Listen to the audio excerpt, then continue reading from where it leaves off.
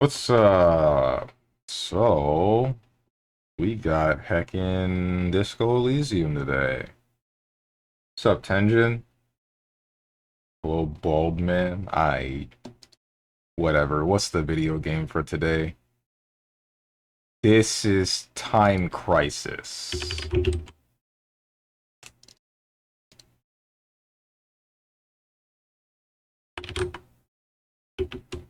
This has to be Time Crisis, right? Okay, I thought so. Alright. It was kind of free. What's this? Motor Storm? Is that in here? Nope. Try this. Not even close. This is War Thunder?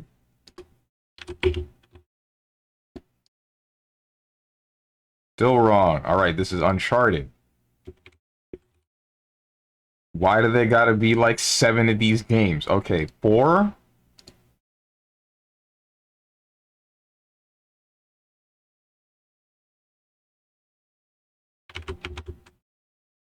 Three? I freaking lost. No, no, not like this. I lost, dude.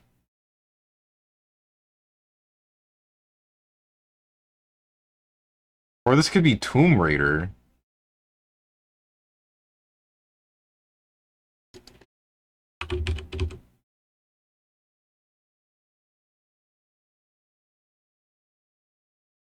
This is Uncharted. No, I'm convinced it's Uncharted.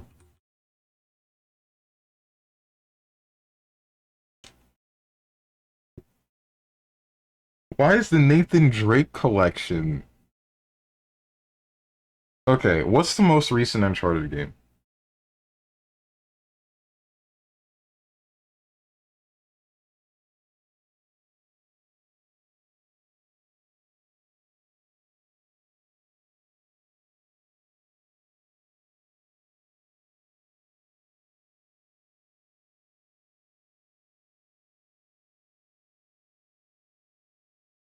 Bruh. Oh, it's freaking Tomb Raider. Okay.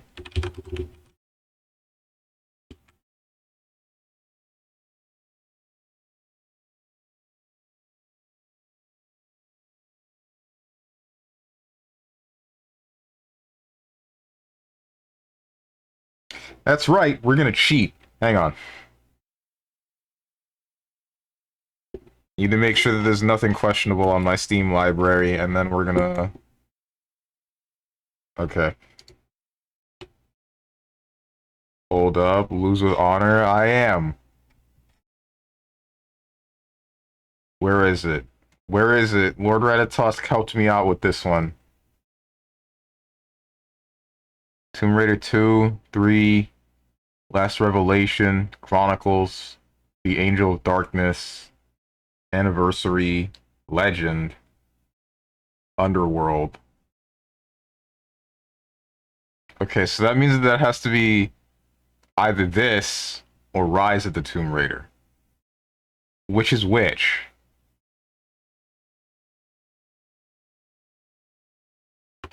Cheating, bro. Never seen Lara Croft. I can't hecking believe it. You hecking stupid. Stop cheating. I'm not.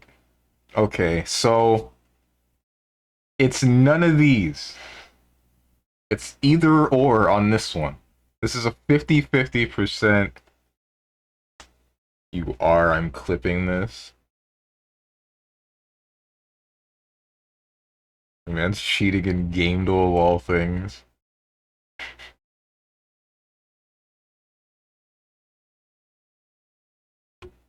I don't. What is Shadow of the Tomb Raider? Is that one in my library? Hang on. That's the wrong button. That's the wrong. Don't look at that.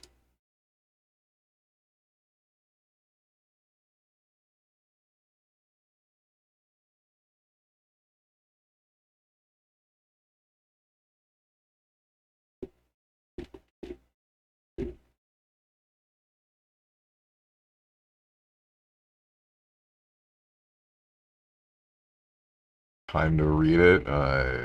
It shouldn't be anything questionable, I hope.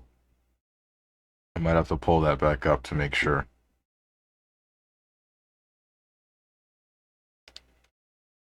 Leaked DMs.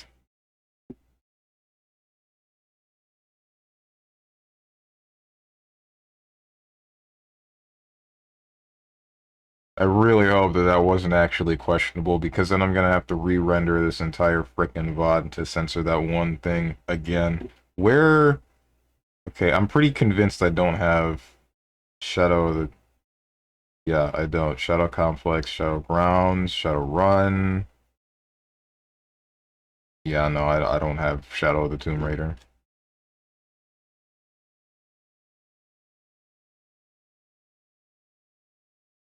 Which one is this?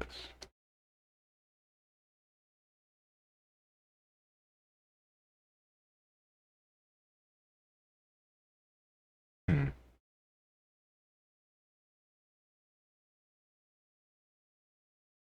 Damn, you did Munch and Lex like that, kind of rude. What did I do? On God, stop cheating.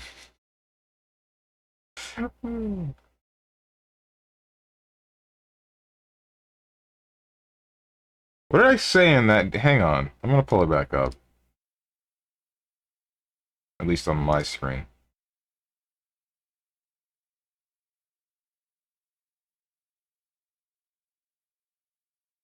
Oh, that's all it is.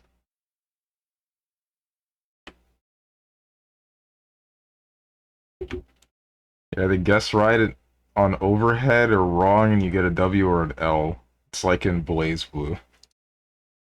Uh,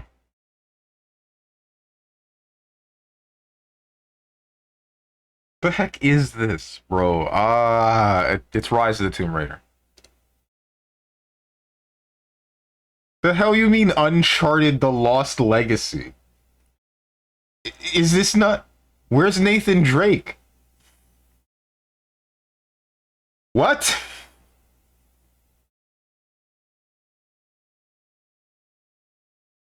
Dude, have you ever seen Laura Croft? Like, once or twice?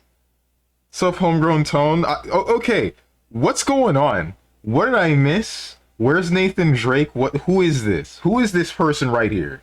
This is a side game? You have to be kidding me.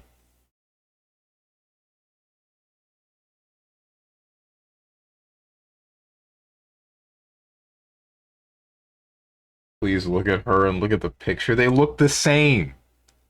They look the same, bro.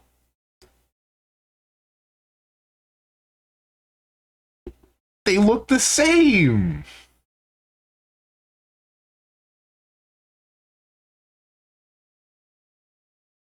It's one of Drake's girls. What? Like one of his girlfriends or what? I'm about to turn racist. Go ahead. Whatever. Keywords. Maybe this will make up for it. Wolf, horse, orcs, elves, guild. Alright. Orc massage. That's not in here. This is Skyrim.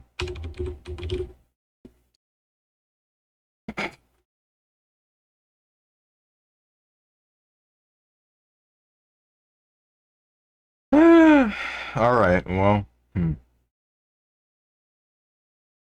Now we can go to Disco Elysium, I guess. Like one of those teased love interests in the show slash movie, but nothing major ever happens. Oh, okay. Disco Elysium.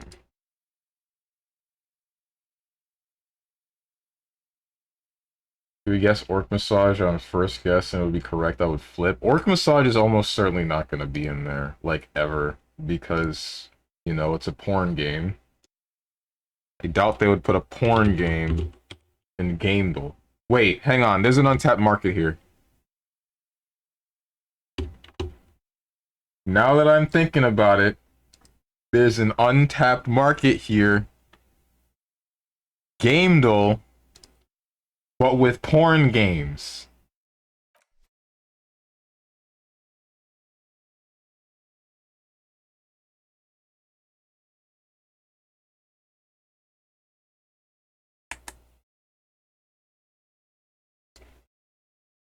Okay. So I know that the last thing I was trying to do was find B prime and B double prime. And I know where they are, kind of, but, you know, it won't let me trigger the events to actually examine these places, which is annoying. I know that there's nothing there.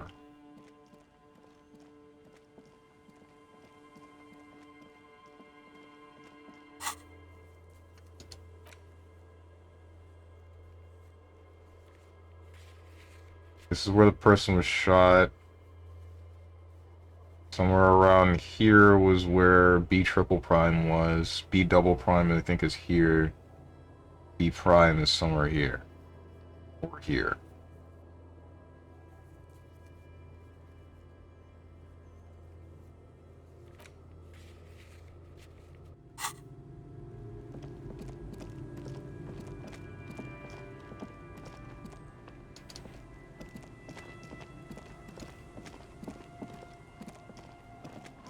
I'm wondering what the deal is with that drunkard that won't say anything but don't call Abigail.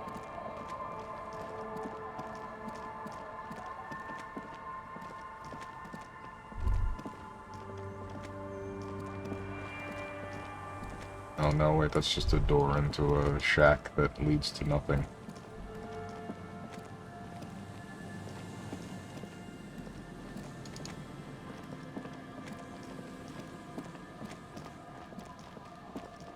I'm still pissed about that Uncharted Lost Legacy thing. What the heck was that? Why is there an Uncharted game that doesn't have Nathan Drake? It's Uncharted. You're supposed to only have the main character ever. That's how it works.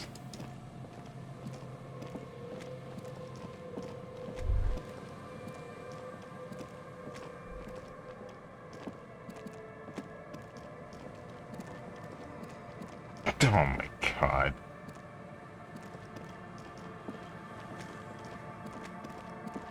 Thanks for the clipped engine.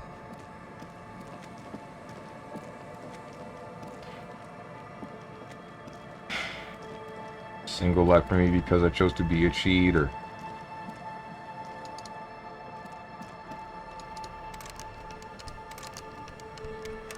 Whatever that is, it won't open.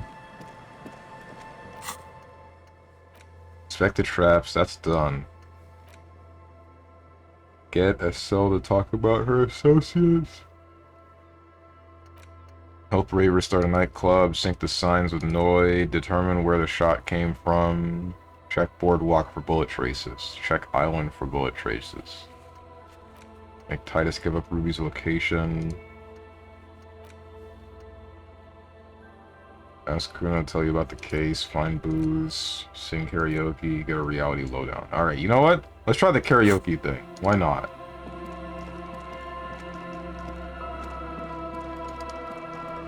When everyone else is at the Whirling in Rags, so I can just, I don't know, ruin their day or something.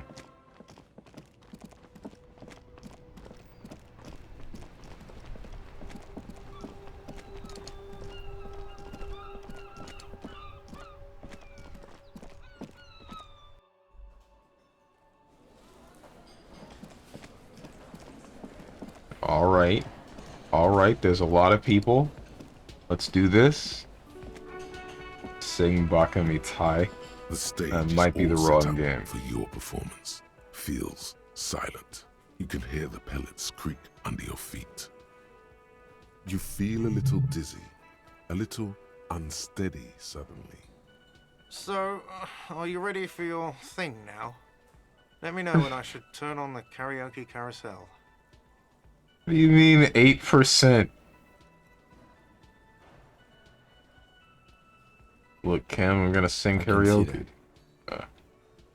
Lieutenant steps away from the stage, ready for your performance. That didn't help me. Put your lips against the microphone to test it. Immediately, a loud feedback noise startles the room. You feel like an amateur. How are you supposed to hold the mic? Should you just sing into it? Where should you stand? Hands. Where do you put your hands? What the heck?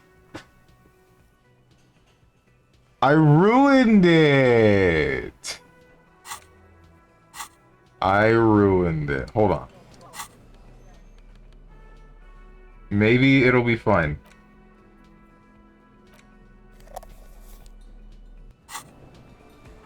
The stage is... You feel... So, are you ready for your thing now?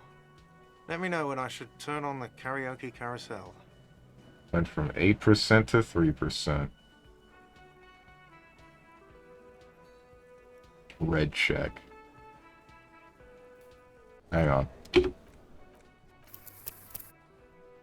Gonna do this even though I'm not gonna actually save scum? The stage is all... You feel... So, are you ready for your Sure, thing go for now? it. The air is thick with anticipation. Someone dims the lights as the music starts. A lump's in your throat suddenly.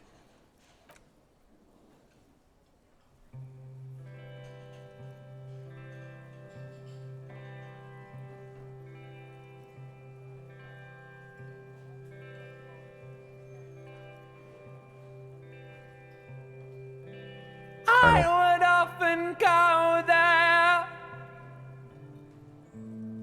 to the tiny church there, the smallest church in Sanson. Though it once was larger, how the real may rest there. Okay, I don't dislike this. Down through the mist there. Am I weird? Am I supposed to dislike this? Seven sisters. Towards those pale cliffs there. I would often stay there. In the tiny yard there. I have been so glad here. Looking forward to the past here. But now you're all alone. None of this matters. At all.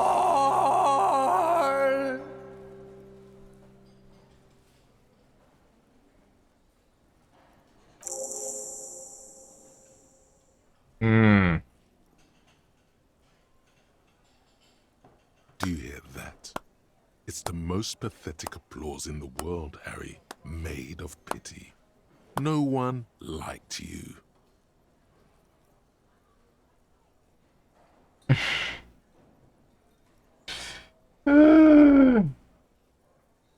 You didn't like it, huh? I'm up here singing my heckin' heart out and it's not good enough for you. F you, I gave it my hecking best and I gave it everything and you... Alright. I'll just go with this. Let's go with the sorry cop decision again. Your words echo in the karaoke mic. People talk in the distance. A couple tries not to look at you. Quit yelling into the mic.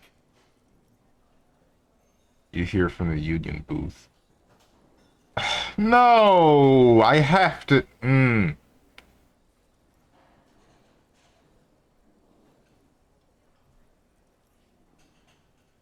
It's ruined, bro. It's freaking ruined.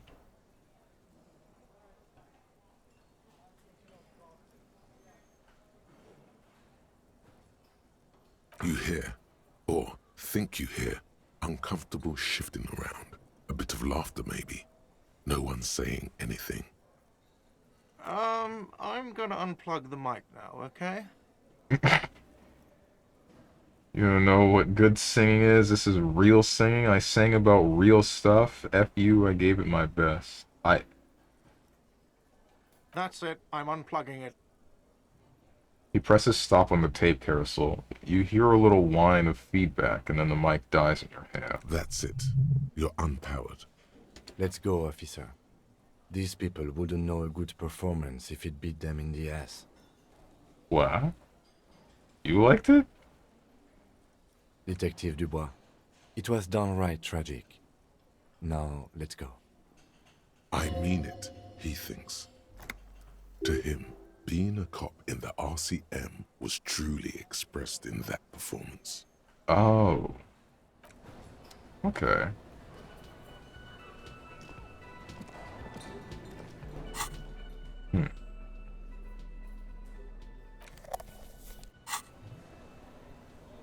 I kind of want to know what happens with that check if you successfully pull it off.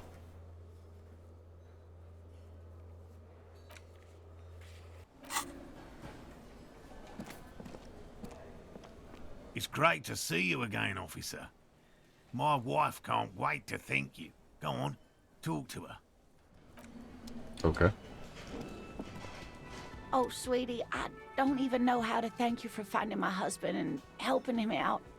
I hope we haven't been too much trouble for you. Just doing my job. It was truly epic long distance trek. Just on my way. It's just on my way while I was working a case. I'm basically also a cryptozoologist now. Just doing my job. Here, I want to give you a small token of my gratitude. It's a tie. Mexican origin. The pin is an antique. Quite special. The little silvery knob holding the tie together feels warm in your hand. It's in the shape of an avian skull with 8 eyes.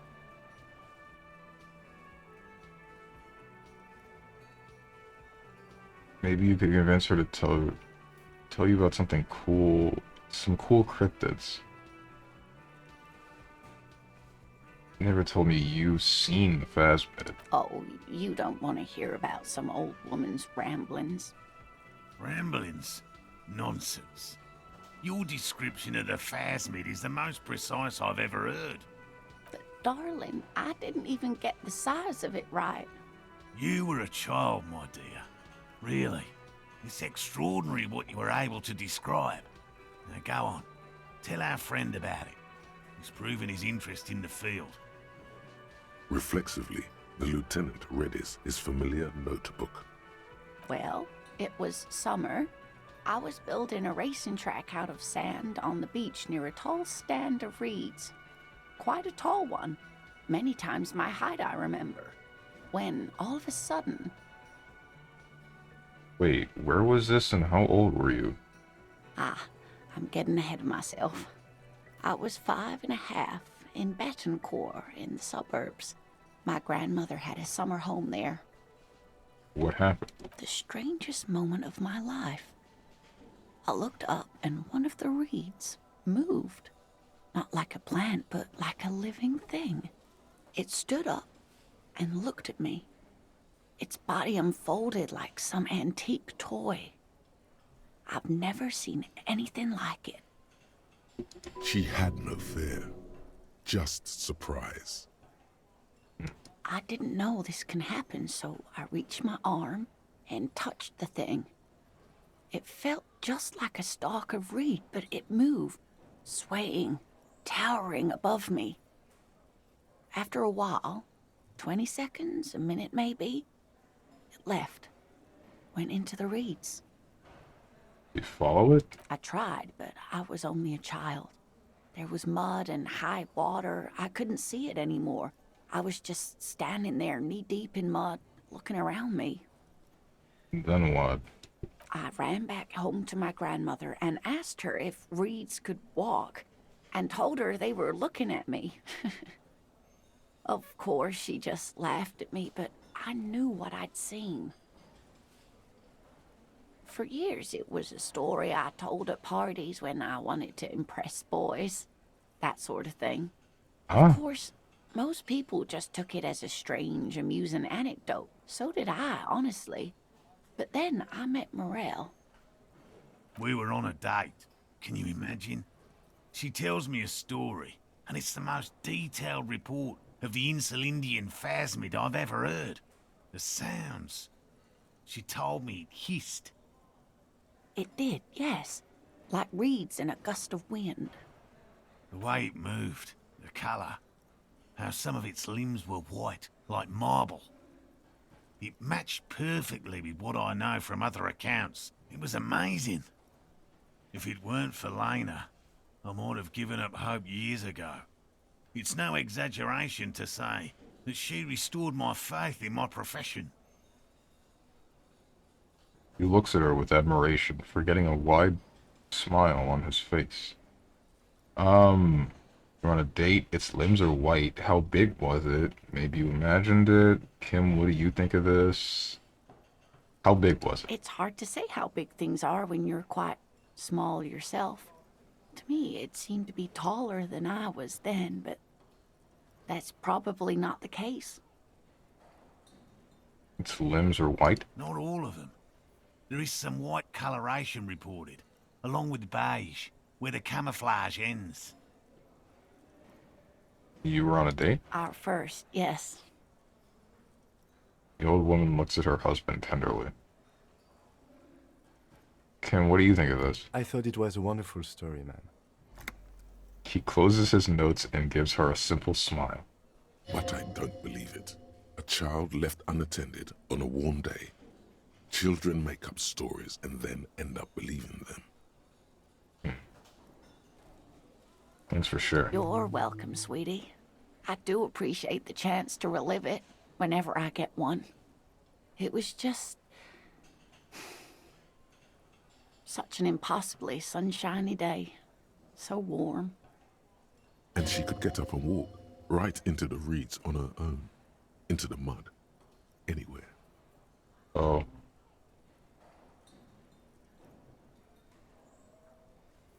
Your husband is some kind of scientist? Oh, yes. A zoologist. A cryptozoologist, to be more precise. What is cryptozoology? It's a pseudoscience that attempts to legitimize research into mythological beasts and urban legends. Lieutenant sounds unimpressed. That's one opinion, yes. And people are entitled to their opinions. She's used to playing off such insults casually, but they still affect her. Yeah. My apologies, man. I did not mean to undermine your hobby. It's not a hobby, dear. It's a subfield of zoology, one specializing in animal species that are so exceedingly rare that many assume them to be extinct or even fictitious. Searching for such species called cryptids is difficult and often thankless, and frankly, many scientists are too lazy to do it.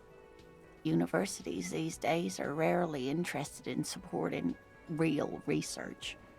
She's completely internalized her husband's struggles. They are her own. Ouch. Woman seems to be, like, suffering but not actually showing it most of the time. Suggestion. There's really no point in manipulating anyone. She'd be only too pleased to tell you about her work. Go on and ask. Hey, Lena, I'd like to hear about some of the cryptids you've studied. Could you just tell me about a couple of them? Oh, I'd be delighted. Truth be told, I could really use the company too. One cryptid, not a couple. One. This won't turn into some kind of cryptid extravaganza. Okay, Kim, just one little cryptid. He nods and assumes a waiting posture. Cryptids, cryptids. Let's hear about all the interesting cryptids. Ooh, tough choice there. This bird a cryptid? Point to the tie she gave you. Biggest, tiniest, most dangerous. Is that a cryptid on this pen you gave me? Are there any invisible cryptids? This has been educational. Sadly, we need to discuss something else. Okay,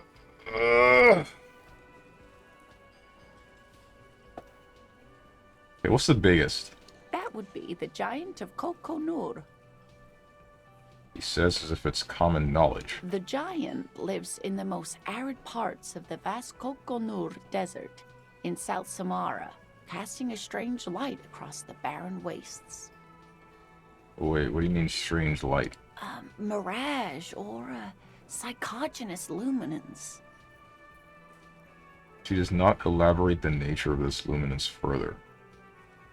Just how big is it? No one knows for sure.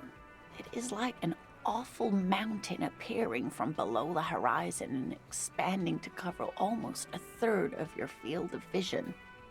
What the hell? Is it dangerous? The towering luminosity of Kokonur is a bad omen in local folklore. Some say it's a fata morgana, others, fate unimaginable. Hui. No animal can be that large. It's a mirage. That's what makes it so peculiar. A species surviving at the very limits of scientific law. The giant of Kokonur must be the largest animal the planet can support. There are limits, you see, to how large a metabolism an ecosystem can beget. Some say a gravity anomaly below the Kokonur Desert might allow the creature to grow to these gargantuan sizes. Tiniest Hey, cryptid? you promised you'd only ask about one cryptid. Damn it, Kim! Right, okay. Right. He nods approvingly.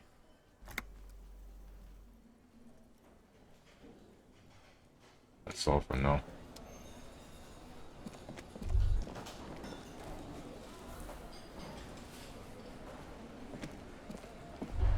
What about you guys? You guys still jerks? Again? I can't. Sure are. Yes? What is it? Bet you liked that, didn't you? Let's be honest, that was some first-rate karaoke. Sure, let's say that. Okay. Yes. That was pretty good. What? No. No, no, no, no, no. There are universal standards of good out there, and that was just complete shit. Jean, he's not right. Treat him like you treat McCoy's little brother. Hey, I'm standing right here. Yes, and I'm wondering why. Don't you have a case to solve? Yes? Did you want something from me? What? Jean, he's not... You think so? It was very nice. Different, but good kind of different. I liked it. The heck, man? Hey, dude. Hi again, Gendarme. You got nothing for me. Bye-bye, Gendarme. What's this? Behind the dockworkers, a ceiling-height window. The hawthorn branches scrape the glass like bony fingers. Look out the window. Squint. Note in the workshop, mysterious door scene. You've been here long enough for a long time. Wait, what's this? There's a yellow ribbon tied to one of the branches. Light yellow, faded with time. A tiny splash of color in the blackness of the thicket. Hanging from it, a bronze key. It's close enough to the latch up there. One can slide it open and just take it. Surely not a coincidence. Someone's hit a key in the bush. Point at the window. Huh? Big guy looks behind him. Need your guys to hand the key to me. Can you let me slide by so I can grab the thing? Titus, can you hand the key to me, please? Titus, can you hand the key to me, please? I'm not your janitor, cop. I You don't glance? even know what you're talking about. There's nothing there. If he says it's there, it's there. The lieutenant takes his glasses off to clean them, then puts them back on. Can you let me slide by so I can grab the thing? I don't know about that. I'm comfortable here. Don't think any sliding would really help right now. What the heck? Sorry, fucko. Looks like you're gonna have to go bush diving. Good fucking luck with that. The Hawthorne's got a bitch of a bite. I'm gonna enjoy the sight of you in the bushes out there. With a loud thud, the old man stands up, pushes the window open, grabs the key from the hawthorn branch, and slides it across the table to you. Thank you, Theo. The key is brass. Workshop spare is etched into its bow. The old man closes the window and sits back down in silence. Come on, man. We were just having some fun. Where's the harm in... I'm tired of listening to your shit. Oh. Okay, then. Thank you. Anyone know why this key was hanging right outside the union box? Look at the key in your hand. Thank you. Don't thank me. I don't give two shits about your key. Okay, damn, dude. Anyone know why this key was hanging right outside the union box window? Didn't even know it was there. Boys. No idea. Never even seen it. Someone must have hidden it there before this room became our place. Look at the key in your hand. I wonder what doors does it open. It's for the blue door in the kitchen. There was a note there that you missed. It said the workshop key is behind the window. It's this key. He makes a note in this blue notebook. Okay.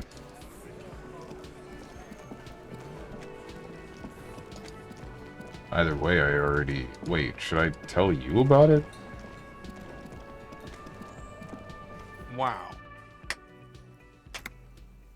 Just wow. I hope you really enjoyed yourself up there. Had a cathartic experience. Because for the rest of us, that really sucked. Screw you, dude. Had a vast soul and she'll always come back to. Yeah, I sucked up there. I'm sorry. You don't understand my performance. Those high notes, I purposely shredded them to convey a strained, worn-out sadness. Forget about that, I had something. Man.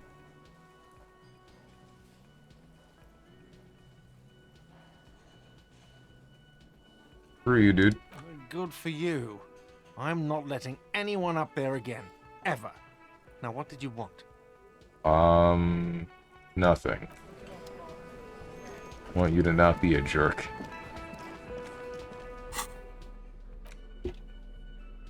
What? Eight-eyed? Oh, this is the weird tie.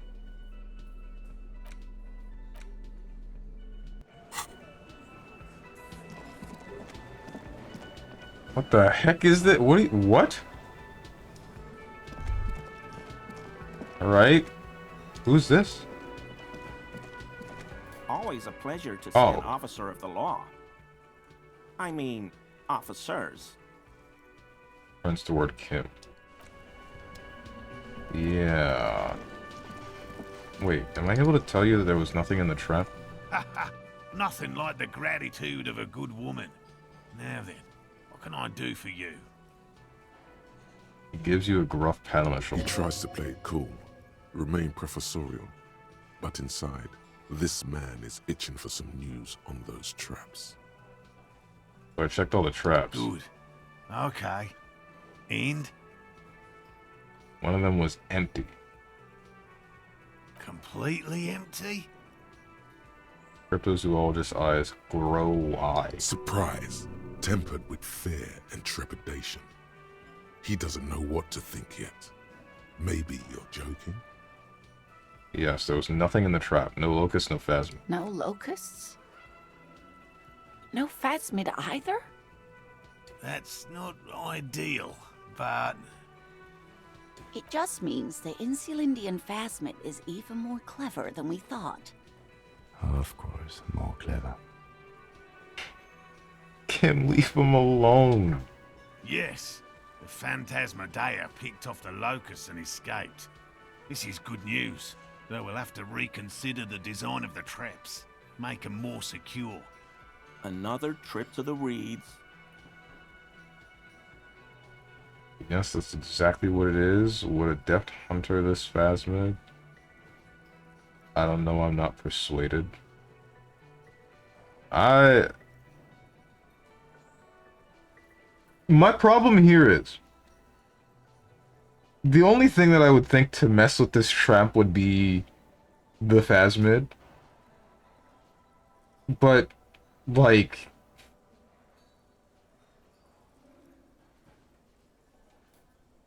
I don't know. I don't know. I'm not persuaded. Why don't you try convincing Morel his hypothesis is invalid? Scowls. Thank you for the vote of no confidence, Gary. An officer. I appreciate your concern, but please leave this to the experts. Unless you have an alternative hypothesis you'd like to venture. You're jabbing at the soft underbelly of his psyche. He realizes he's gotten defensive. Actually, no.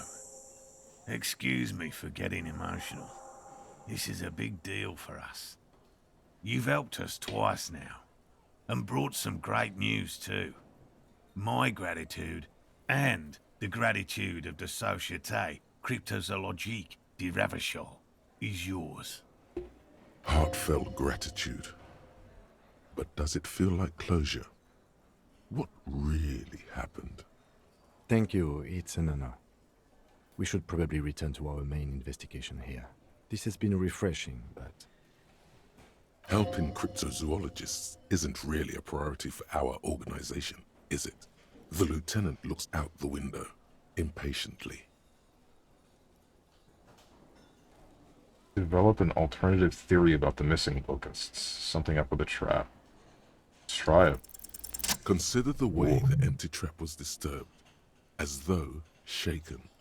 Most likely the hands of a young person. Hands small enough to fit inside the trap, too. I may have met a kid that's the locust stealing type. Kids? What would a child want with bags? Oh, my dear Morel. You've been an old man for too long. Kids love to torment insects almost as much as they love to torment old folks. What the heck? I'll talk to the little gremlin and see if anything comes up. Delinquents. My favorite. Doesn't sound like it's really his favorite. Oh, you've been such a dear to us. Please, let us know whatever you turn up. I have a feeling we're getting so close. Well, I see you've got all the help you need. I'll see you tonight at my place. Let's play suzerainty, but no more field trips for me. Really, Gary? We're getting somewhere here. I'd love to play suzerainty, but... Lena, I'm sorry, but you're not getting anywhere. It was some kids. I know the little mutants around here. Leave anything out in the open and they'll steal it, even if it's bugs. Looks at his tea. Morel, it's been fun, really, but I need a bath and I have deliveries to handle. When this tea is done, I gotta run. No need to apologize, Geary. You'd be more than helpful. We'll have to take a rain check on that game of suzerainty today, though. We're gonna follow this through. He keeps the language unemotional, but it's in there. Disappointment. What's up, Gerlocker? How you doing, Strange? I'm alright. I'm alright, but I'm still trying to figure out where the heck I'm supposed to be going. Some locusts have gone missing. The Insulinian phasmid is yet to be found. Perhaps you can use your detective skills to help out the cryptozoologists? Find out the real reason why the trap was empty. Local kids might know. Does that include Kuno? And Kuno S? Are they out here? Where are your parents? Kuno's like Kuno's dad? Kuno doesn't give a fuck about anything. Ouch. Hey, are you okay, kid? What's going on? Is an ungovernable youth on your crime scene, throwing around incendiary language, trying to push your buttons.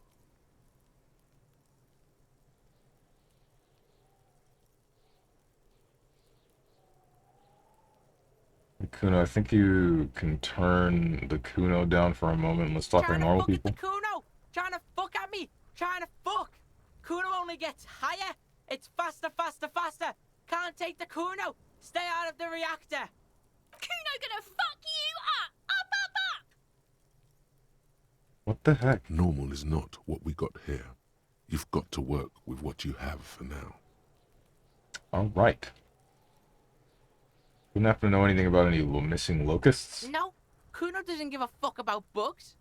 Oh my god, I told you that shit is lame! Shut up, see. Now they're gonna take you to lame prison! She sounds like she's about to cry, out of disappointment at Kuno's newfound lameness. Well, no one is lame here. Just tell me what happened. Kids are in trouble. These are some base 10-year-olds. No, they're not. They call me a slur. Regularly. What's this about? Deny everything, Kuno. You need to lawyer up. Kuno's not gonna say anything without his lawyer present. There's definitely something going on here. Remember his pig's head shack? You should check it out. Okay. Kuno doesn't fucking care.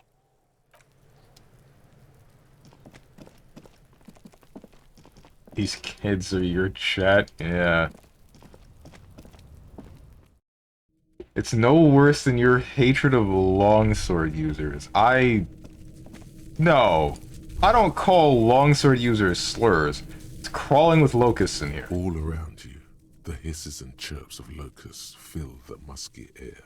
The earthen floor of the shack has been shaped into mounds of mud, dotted with little holes for windows.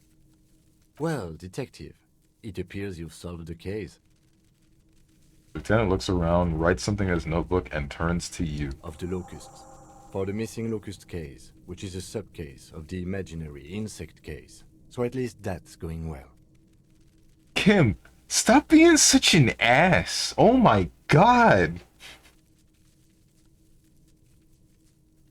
Yeah, stop being so sarcastic, Kim. Oh, I'm not being sarcastic at all. We are making real progress here.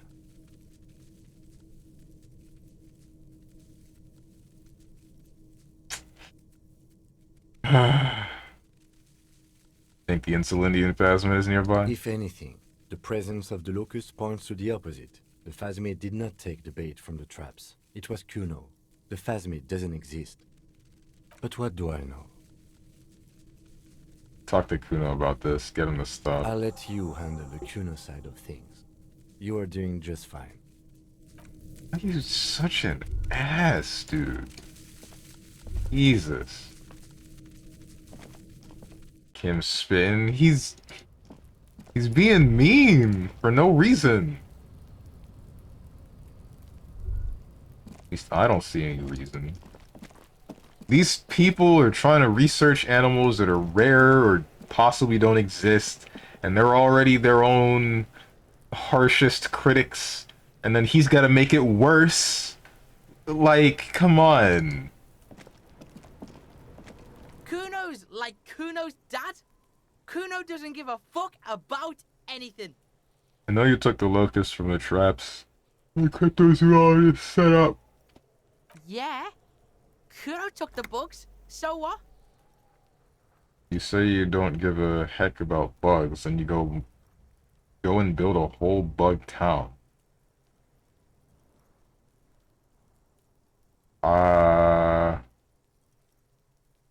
Why steal locusts? They're not pets. Don't you know what locusts are? When they come out of the fucking sky. Fucking descendant shit. Oh, don't tell me. Stop! Mm-hmm. You stop. It's like they're fucking night. Locust City, Night City, City of Rage. What? The girl forces herself to watch again, the corners of her eyes twitching from discomfort. The lameness is causing her physical pain. The damage may be permanent. What? Are you some kind of artist?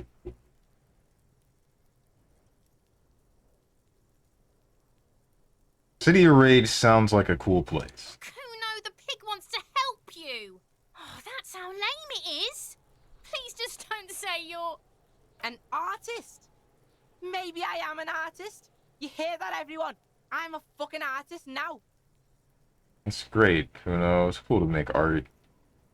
You listen to your friend Kuno. Art's lame as hell. It's cool to make art. Oh my god, Kuno! He's gonna make you totally lame in, like, 3 seconds! Don't let him, Kuno! Yo, fuck you, see? Kuno can be what Kuno wants to be. Kuno's his own man. Kuno's free. He tears at the buttons of his shirt trying to rip them open. They don't give way. Kuno made himself into Kuno. Kuno can make himself into anything. Kuno can make himself into a pig if he wants. Kuno can make himself into a... Kuno doesn't give a shit. See? Just drop in slurs out of nowhere. This is your man's? Don't make yourself into a pig, Kuno! You'll have to take me away! A laden silence fills the yard. It depends on the choices you make. Come on, no one's coming to take you away. Part of me wants to say nothing.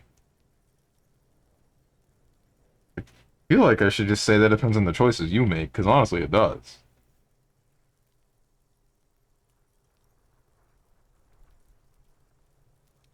Nah. No one's coming to take you away. Without a word, she disappears entirely behind the fence. Okay. For once, the boy is lost for words. He turns completely red now, with splotches of white beginning to appear across his face. Are you okay? You need to stop taking locusts from the traps. The cryptozoologist is trying to find something very important. Those locusts are bait. I have to ask, what does the city of locusts mean? Let's go with this. I don't give a shit. I don't need the locusts anyway. Shit is all lame now. C was right. The girl's face appears again, above the fence, just long enough to make eye contact with Kuno. I have to ask, what does the city of locusts mean? It don't mean anything. It's shit. Kuno just likes to focus. Kuno likes to concentrate on shit. Build shit when he's zipping hard. Fuck. Turns his face up to the heavens. Pig, you really shouldn't have fucked with Kuno City. Now it's all fucking lame. What's gonna happen to the locusts? Kuno's gonna let the fucking locusts die. Hey, now that that's settled, I'd better be off. The fuck are they trying to catch anyway? With the traps?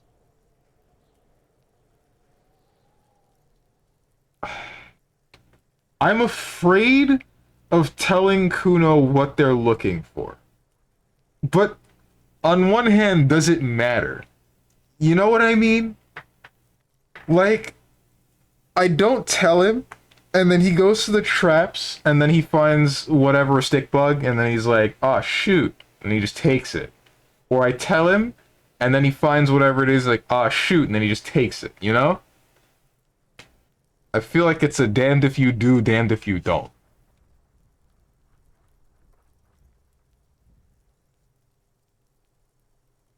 There were no cops, you wouldn't be a cop and not be getting called a slur? What?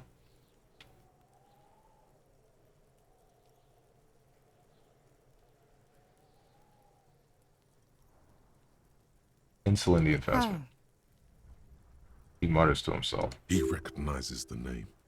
Wait, you know what the Insul Indian Phasma is? Bitches think Kuno doesn't know shit. The fuck out of here. Kuno's tired of this shit. There's silence between the two children.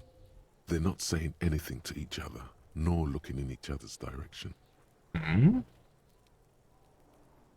Pig is a slur for cops. Oh, that's what you meant. Okay, that's not what I was talking about. But that's one too. Wait, hang on. Kuno's like Kuno's dad. Kuno doesn't give a fuck about anything. Dang it, Kuno. Kuno doesn't fucking care.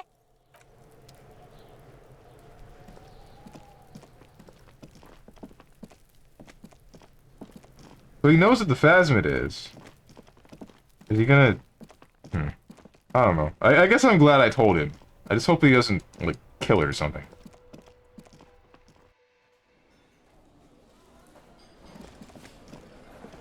Hey, I found the kid with the locusts and the, Hello, officer. I think I almost have it. A new trap design, that is. I know you're skeptical, but I have a good feeling about this. I had a chat with this kid, Kuno. He's promised to stop stealing locusts. So it was just a child. He purses his lips, crestfallen. Thank you for telling us, sweetie. This is good news, right? It means we can try again. Yeah, you're right. We just need to restock the empty trap. Then we'll need to inspect the traps one more time. And then maybe we can. He has a 38-degree fever. His resilience has given way. Darling, I told you to take it easy. You're getting sick. Maybe it's time to go home. You're right, you're right. We can come back next season, when it's warmer. Man, I'm really feeling this is costing me time on my main investigation. Not worth risking your health. You should call it a day and go home.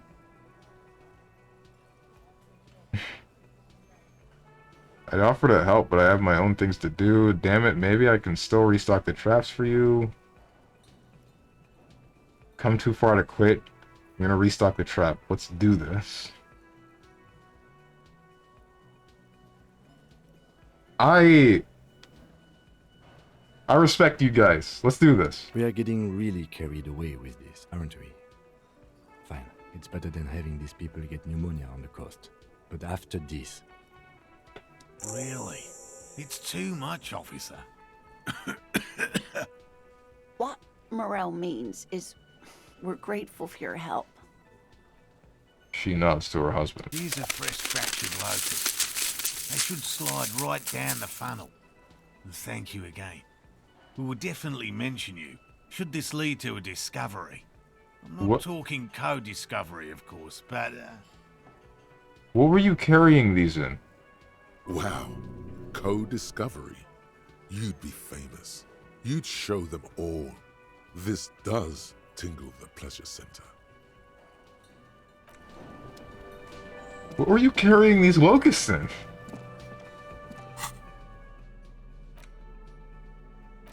Okay, a box. Gotcha. Box of locusts. Cardboard box with several rows of little holes in the lid. Though at first glance the box seems perfectly ordinary, upon closer examination it's obvious that this has been prepared with great care.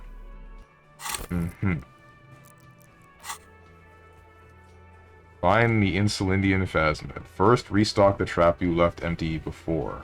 The trick is to remember which one it was. Oh, well that's easy. Oh, bro, you respect the crazy people base? They're not crazy, they're just... Okay, alright. Crazy would be like looking for these things and expecting just... How do I say it? They understand that it's unlikely that they'll find it. That it's a really big maybe. That they're not sure, but they want to prove that it exists, or prove that it doesn't exist, either or. They're dedicated to finding proof. That's what I care about. I respect that. I respect it a lot.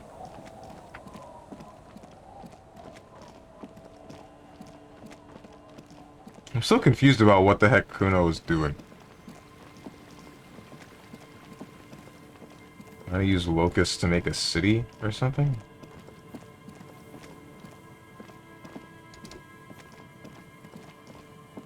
Yeah, but what happens when the proof is never found? Then they die with their dream unfulfilled, and I weep for them.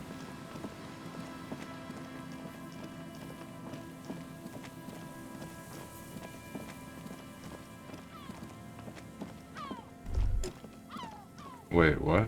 Why are you full? Where's the next trap? I thought it was this trap. Hold on.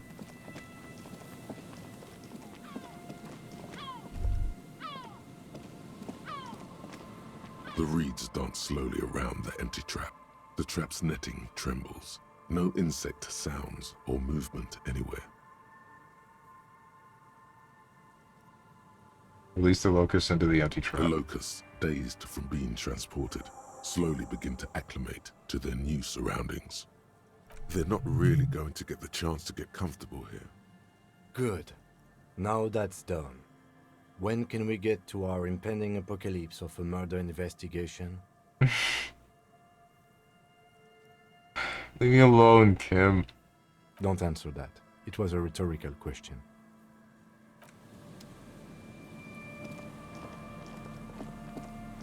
You know what the definition of insanity is, Strone? Leave me alone, Gert Locker.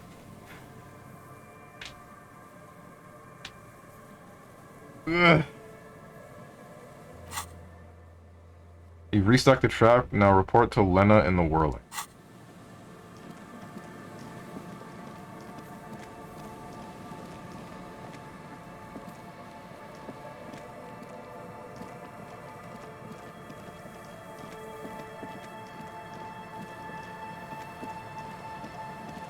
Why don't I just... Wait, what am I doing? How do I fast travel? It's a thing, right? Someone tell me that's a thing.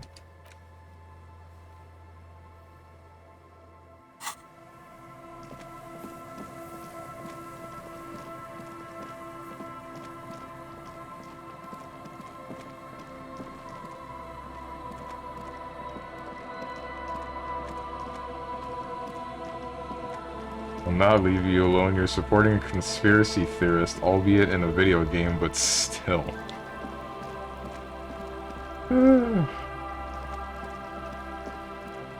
What happens when the conspiracy is right? Then what? Then what? Who's laughing then? Nobody. That's right. Not a single person. Because everybody that thought the way before is wrong, and then the person that thought the way that everyone else didn't, they find out that they're right, but in a bad way.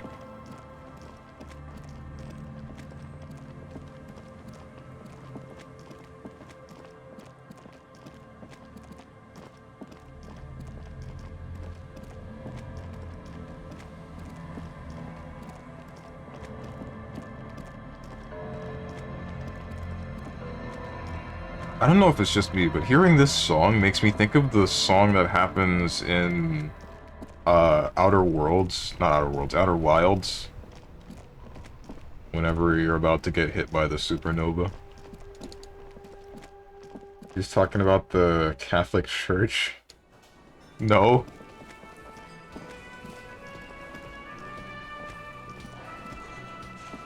Hey. Hello, dear. Restock the empty Good to trap. see a familiar face. Thank you for doing that, dear. She managed to smile for you. Her smile is weary. Her earlier ebullience has left her. Morel still isn't feeling well. I convinced him to stay at Gary's to get some rest. I'm afraid the cold has really gotten to him. Only the hardcore players left. Probably for the best. It's awfully cold out there, and those reeds. Gives up and I'm running around. Man, it's probably for the best. I'm sorry, dear. You've had to drudge through them so many times. Such is field work. A young person's game, as they say. So, who's going to check the traps? Morel will eventually, or we'll talk Gary into going back out, perhaps. The lieutenant stares at his shoe, caked in mud. He doesn't say anything. Something tells me it's up to me again. We'll take care of it. Once more onto the breach, then. Take it on with undue optimism.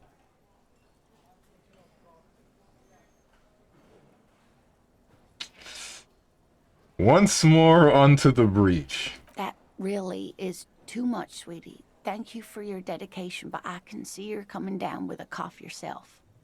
Nah, that's been there. Very strange. Why is she not letting you do this? It's like she's given up. I don't know, what's wrong? You seem different. Different? How? The half moons of her glasses reflect you as she looks up at you. You're not telling me the whole story. I'm not. It's not that. She doesn't know how to end the sentence. What is it? It's a strange feeling. She I looks haven't down. really told this to anyone, but you are a police officer. Hmm? Do you ever wonder if some lovely story from your childhood is just that? A story? Or a dream? Hunching her shoulders now. She seems even smaller than she is. Like a sad young girl. Damn. Seeing the Insulindian phasmid was just a story I used to tell people. I didn't really think about whether it was real or not. But Morel told me you'd seen it. You also told me. Morel's so proud of it. He always tells everyone. A terrible sting in the heart. Regret. You saying you made it up? Bruh. No, no, no, no, no, Lena, please.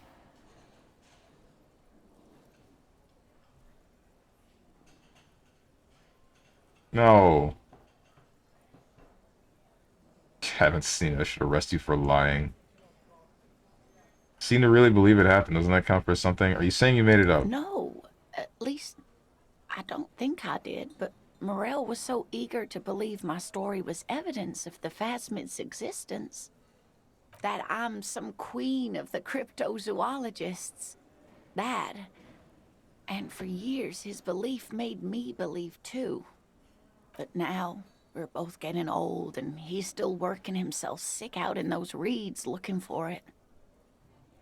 But what if I was just wrong? I think I was. The lieutenant opens his notebook, but doesn't write anything.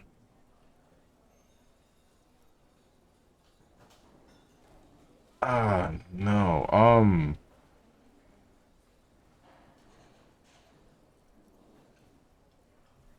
First, tell her that her marriage hasn't been a lie. To hell with this, I still believe you saw the phasmid. Thing is, you're not sure you made it up either. Okay, it's a false memory. Doesn't mean all cryptids aren't real. Chase another one. You're right about all of it, and I need to get back to my work. I don't want to fail this check. This is a red check. Oh, don't do this.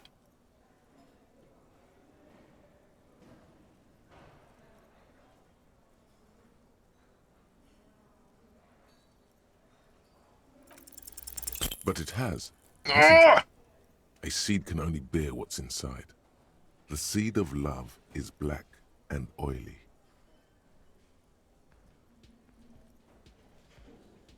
No! I just ruined the marriage. I just ruined the marriage, bro!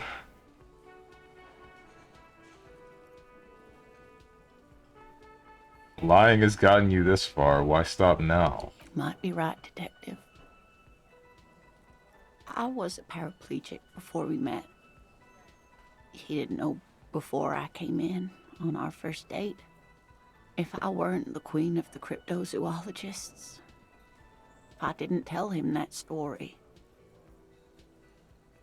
She has to swallow to relax her throat. It's keeping her from talking.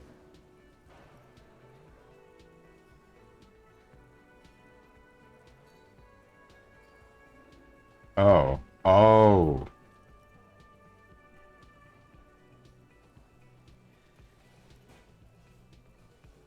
Okay.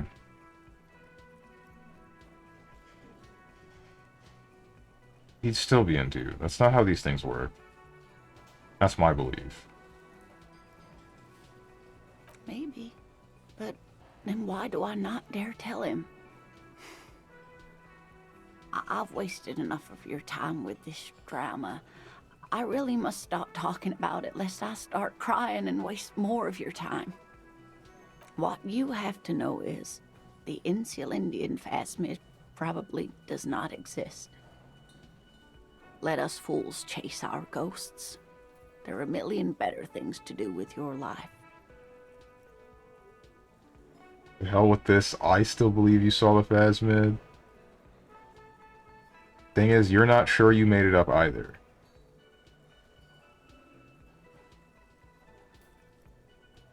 So in order for them to continue being crazy, you have to support their crazy now. What do you do, Strange? I'm supporting them. You're not sure you made it up either. I'm not sure of anything. Sometimes I still see it, you know. The real memory. Not the memory of the memory, but it's so hard to tell the two apart. Either way, I should go. Poor Morel is running a fever, and I need to get him home to Jamrock before we overstay our welcome with Gary.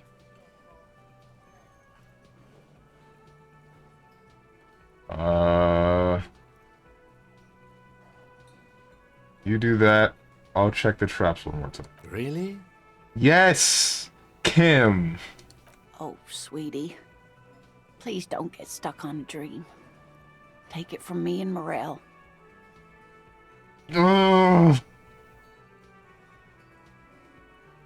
You sure you don't need help getting to Gary's? Oh no, thank you, but I can get there on my own. This old thing is gas-powered.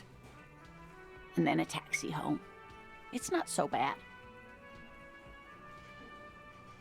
Can I have your address just in case there's news? Okay, it's 1113 Tabernacle Road, Jamrock, but... Doxed. A sigh. She doesn't think you'll need it.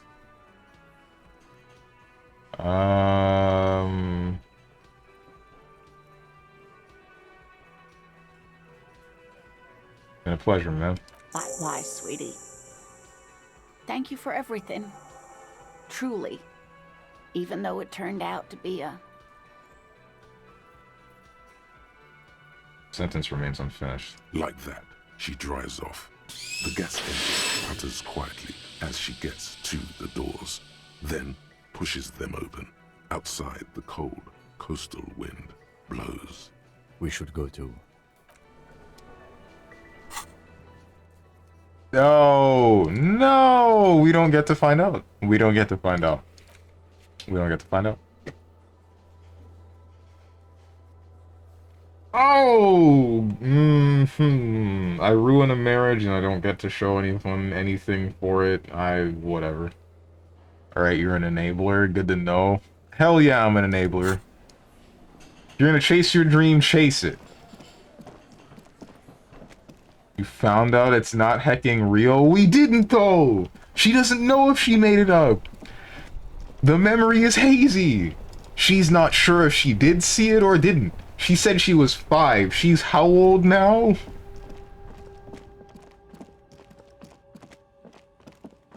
I don't think it's stupid to try to look for proof. I think they're fine. Classic Strange move.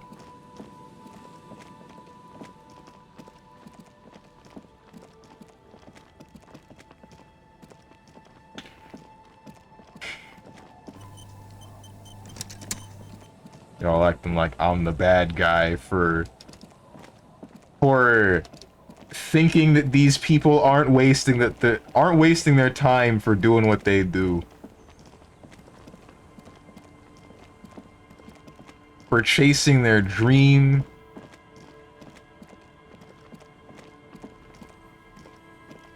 I'm mad. She knew she made it up. She was looking for an out. You gave her one. She didn't, though. She just said she wasn't sure.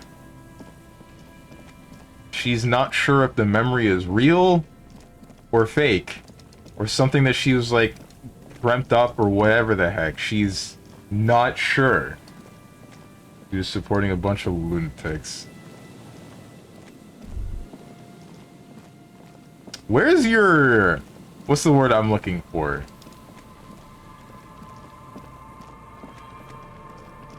Suspension of disbelief and sense of wonderment are the two things that come to mind, but they're not quite what I'm looking for. Where's your...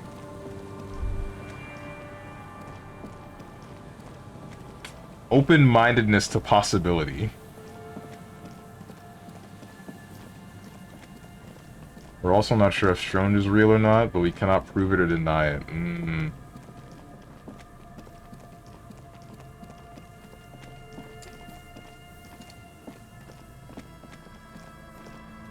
You see a once bright mural towering above you. The signage has peeled off over the years, but you can still make out Feld Electrical R&D. A slogan used to intertwine with the loops a long time ago. Man, I wonder why she sighed and imagined that you would need her address. Yes? Not you. Wouldn't need, yeah.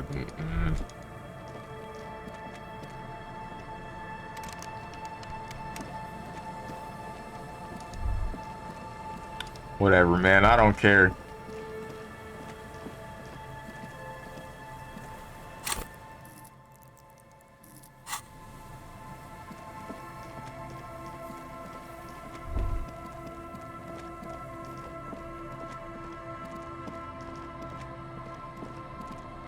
A few locusts trudge along the wall of the track. Poor things.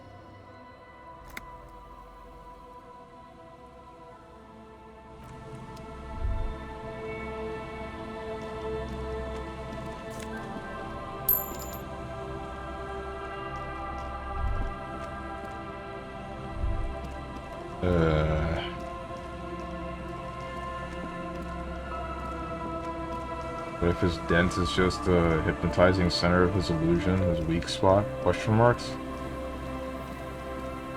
He was looking for someone to tell her that either it was a real memory or one that was made up, and you said, I don't know. Because I don't! What am I supposed to say?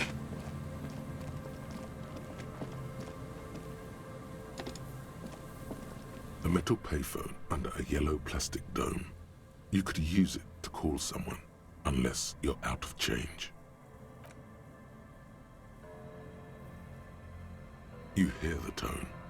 The machine is inoperable. Then I'm not going to spend the 0.10 real. It's not happening.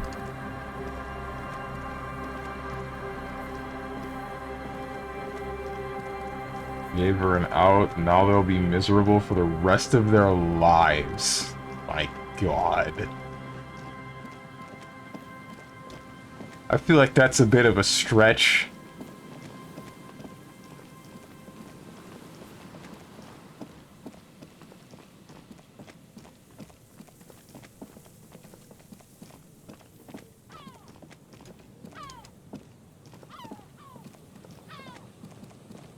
Just dead and dying locusts, and the slow swaying of surrounding reeds. Poor things.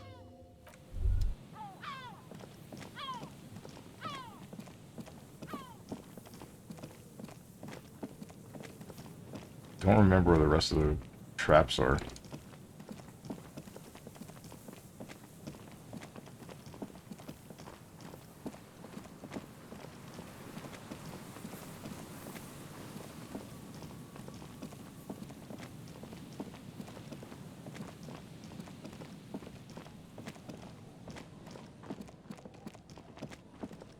Shouldn't be anything over here.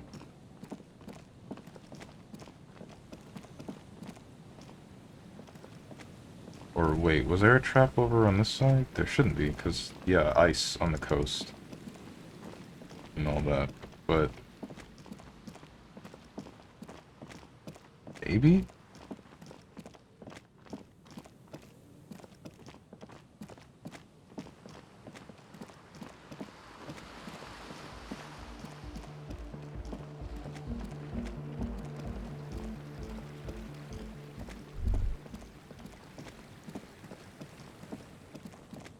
Not only did you give her an emotional out, you are allowing them to continue believing that something that is most definitely made up could be real. Or maybe if she said, yeah, that memory's fake, verbatim, then I would have said, you messed up.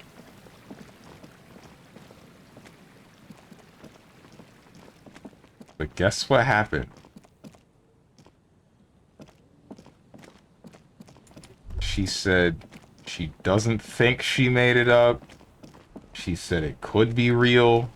So I'm gonna roll off of it could be real. Store is closed for today. Time to put the kids to sleep.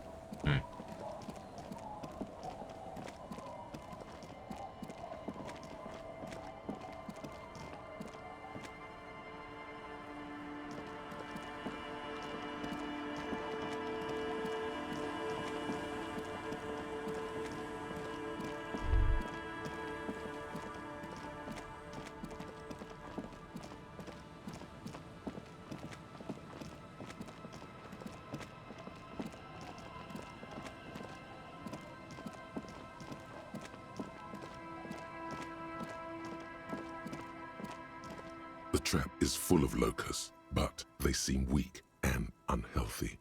A few lie on their backs with their legs twitching. Still, no phasmid. Poor things. Where's the last trap?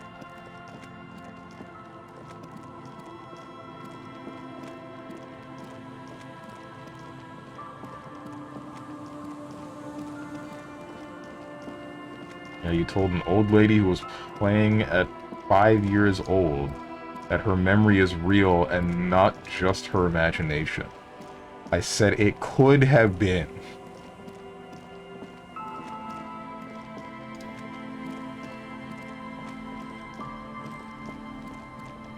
It could be real.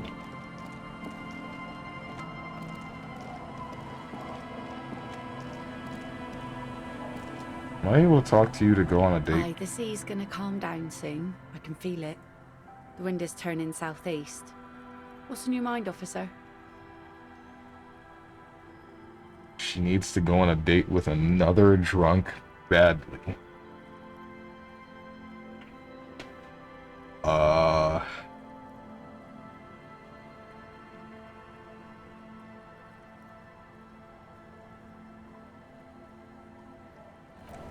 Maybe later. Hang on.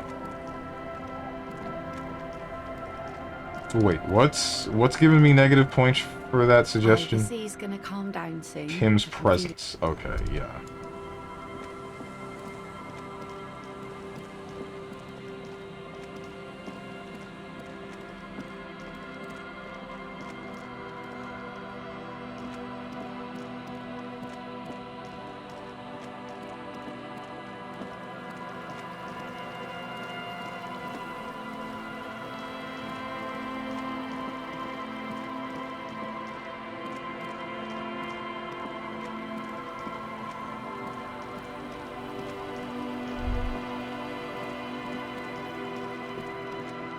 I don't remember where the final trap was.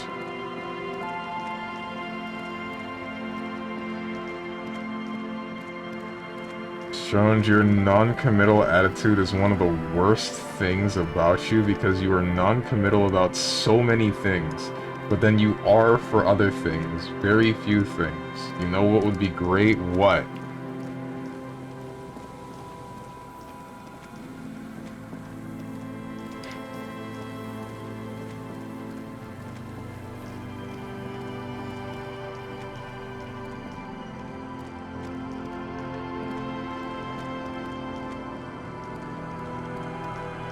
Here's the last one.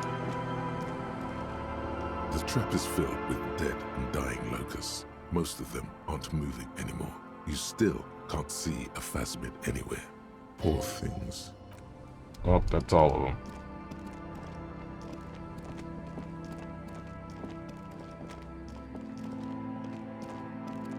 They didn't have the last trap, so you have to wander forever to find it. Just like this couple in Search for the Cryptids. What the heck, man?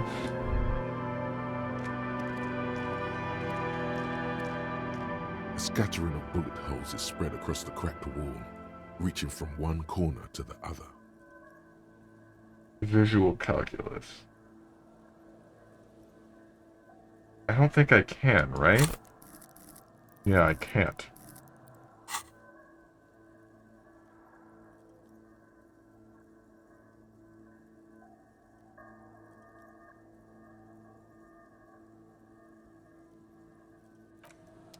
I don't think that's important. Unless I'm soft locked. What are the odds that I'm soft locked? Where there was supposed to be a check. No, that can't be right. We talked about the other check at the water tower or whatever the heck it was to the north. Off of one of the things that appeared in this circle.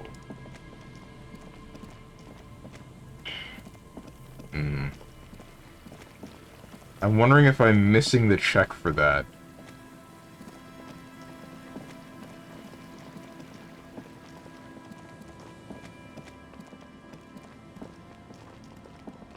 But that wouldn't make any sense if this is to progress the story in general.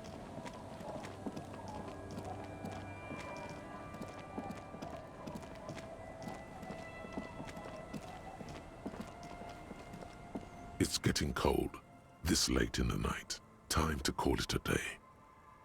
Good night, officer. We'll meet in front of the shack in the morning. Okay, now that Kim's gone. What's up? Aye, the sea's gonna calm down soon. I can feel it. The wind is turning southeast. What's on your mind, officer? Motor carriage in the sea is mine, by the way. Oh. That's good to know, I guess. Why is it in the sea? I wasn't feeling it. It was an accident. Sorry. I got drunk and apparently drove it into the sea. An official investigation has been launched by me to determine just that, man. This calls for a funeral, if you ask me. You're suggesting we honor the carcass of my former motor carriage? No, that's senseless sentimentality. Inanimate objects don't have souls. I'm actually in the middle of a murder investigation right now. You're suggesting we honor the carriage of my former the carcass of my former motor carriage? Feels deserved, don't you think? Falling in the line of duty like that and all? Well, I thought maybe I should. Why odd? Our things are a part of our life world.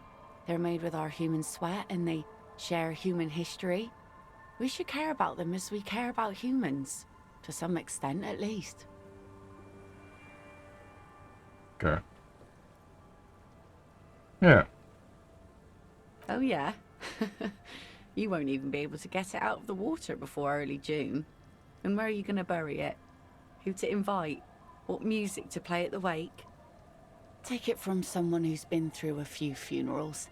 It's easiest to just leave them there and let nature take care of it. What the heck? It's a pity we don't get to do more frivolous side activities like rejuvenate the doomed commercial area or focus on the things we can actually do, right? Alright,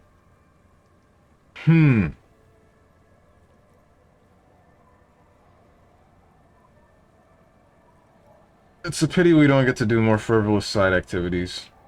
I understand, believe me. I really do. I think about all the frivolous side activities I could be doing every time I go out there with my nets. But daydreaming is a rich man's game. At sea, you can't afford to be careless and dream. Anyway, what are we talking about here again?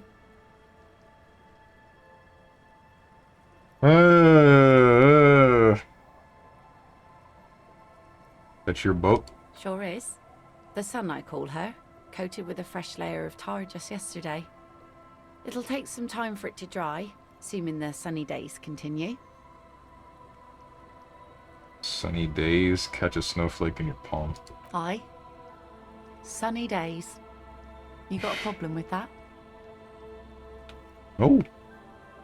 Good. It would have been bad news had it turned out it wasn't a sunny day.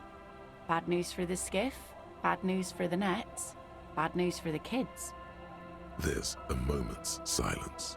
She looks at the slushy snow melt on the yellow belly of the boat.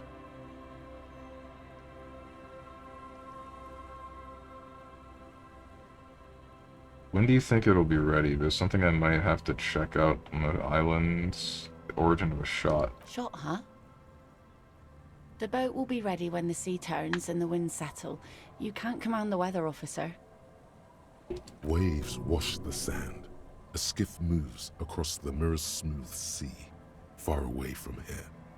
A lone passenger, a fast sloop in the distance. White sails. Wait, what do you do around here? Like I said, fish mostly. Sail the waves, take care of the kids, pick nets. Right now I'm tarring a little skiff. What else? I sell the fish to people in the Delta to serve at their fancy restaurants. Authentic insular Indian cuisine. That enough to make a living? Sometimes I also walk to the beach to see what the sea has given up. The sea is full of surprises. Interesting, what have you found? Never thought the sea brought in anything particularly interesting. Walking on the beach sounds quite romantic. Alright, I think I get it. Let me ask you something else. Interesting, what have you found? Pieces of glass. Every once in a while we see dead bodies. Okay. Human, animal, fish, other odd sea creatures. A mine washed ashore once. A mine? Bottles, drugs also. Lost cargo in general. Most of the time it's just wood and glass. All right. Major choice moment. You only get to ask one thing. It would be weird to say them all. Choose wisely. Mines. Mines. You need mines. I'm really wondering about the mines. Human bodies, a mine? The RCM could use a mine. Where is it? Drugs? I need info on this. Major narc. Point to yourself. Place looks bad. Why don't you leave? I'm really wondering about the mine.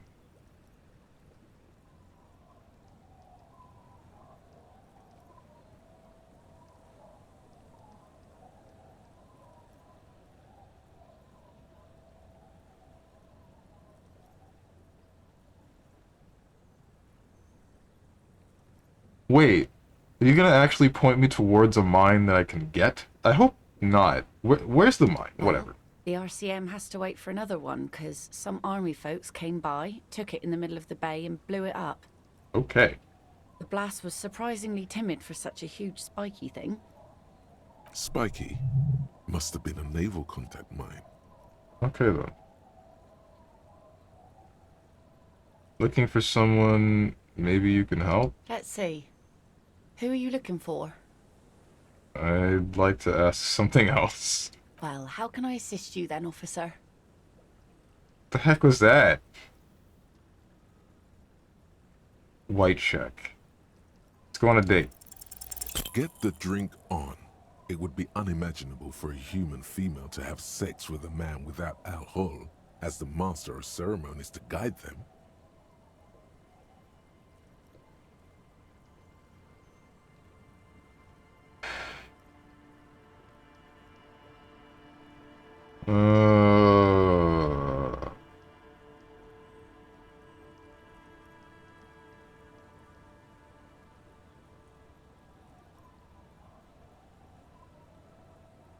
Shoot, dude.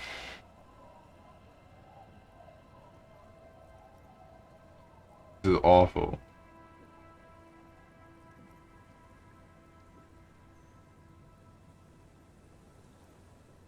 I want to be close to you, and there's but one way to intimacy. What? Drunk date. Tap on your throat. All we need is booze. The rest will follow. Funny. Funny sailor jokes. Sorry if I'm not laughing out loud, but the comedy has worn thin over the years. Great. Now you reminded her of the husband. Nice. It's okay. She just hasn't figured out how these things work between the sexes. Keep at it. She'll come around. What do I need? Suggestion? I got a bunch of points.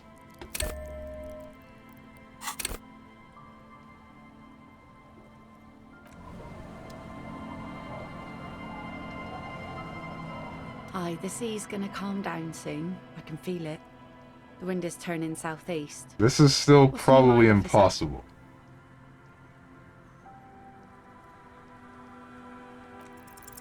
Alcohol, man. That's exactly what she needs. Now make her see that.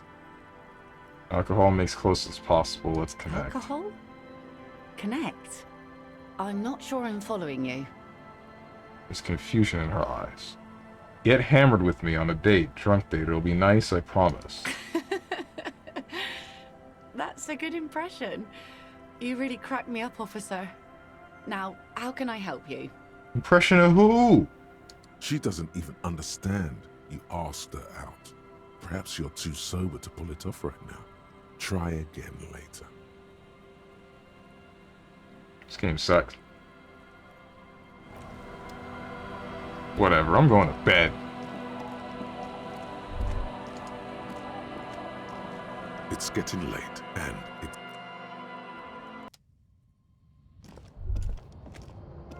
an old mirror hangs on the wall. You see the reflection of your face in it. What is this? On the table, you see a bowl of water, a rough soap, and next to it, a small hand mirror. A straight razor soaks inside the wash basin. Is shaving the right call? Time to shave, get these mutton chops off? Is shaving the right call? The water reflects back a vague image of your face. Nose bulbous and red, hair unkempt, wrinkles lining the eyes and forehead. The stash is gigantic. You'll be looking like a pansy without the chops. A fucking pansy. A fresh start looms ahead. Clean yourself up and be born anew. Screw it, let's go. Like an artist with a brush or a master swordsman, you use the small mirror and the straight razor with some soap to remove all that unkempt hair from below the noseline. The sharp blade chafes against your skin, producing a scratching sound. The surface underneath the beard feels tender, the air brushing against it chilly. Feel your clean-shaven cheeks. They feel so smooth, surprisingly so. A feeling of freshness overcomes you, as if you just came from a cold bath. Was shaving the right call? The water reflects back a vague image of your clean-shaven face. Despite the bulbous nose, unkempt hair, and persistent swelling, you look a little younger, maybe. Mm-hmm. An old mirror hangs on the wall. You see your reflection in it. The expression fixed to your clean-shaven face. You're still not accustomed to it.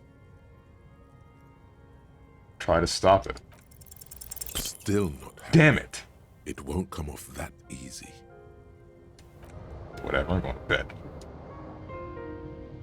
The bed is comforting, if a bit run down. Still, you've earned a rest. Across the room, the heating system hums its soft lullaby. The mattress feels soft and sheets warm. It only takes you moments for the world to fall away. Thoughts, baby. A million little lights in the dark. You're one fine instrument, brother.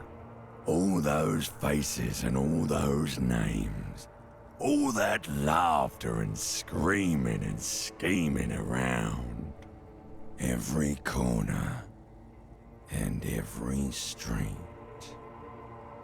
Recorded in you. Forever. On Faraday. Spinning in eternity, spinning on empty, spinning, spinning, tell me, am I dreaming? No, you're spinning tapes at the discotheque. The great unceasing disco of the mind. The flash, the bang, the endless learning experience. Spinning in eternity. On and on it goes, for untold hours. At the disco where you first asked her to dance. Rising, rising. Above the dark curvature, the great wingspan of sleep, studded with stars. Behold, there are millions of them down there. The first time, the last time, the smoke in her mouth, the plotted flowers, the faces turning, changing. What is it? It's the world, Harry boy, and you're made of it. Every day you're out there, you make more of yourself from it. I'm afraid you can't be unmade now. You can never forget this shit.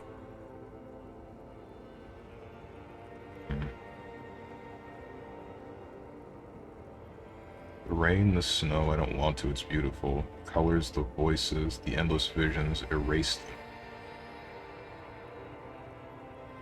The rain and snow, I don't want to, it's beautiful. Beautiful. It's stuck on loop, whirling, spitting out words and images. You're the son of the world again. Harrister, a ceaseless agent. Picking up litter and old newspapers, collecting your little bubblegum wrappers and idiotic picture postcards. Meaningless, meaningless keepsakes. Reading your awful letters and recalling things, aren't you? The endless names of the world. An address book you are. The map of a city.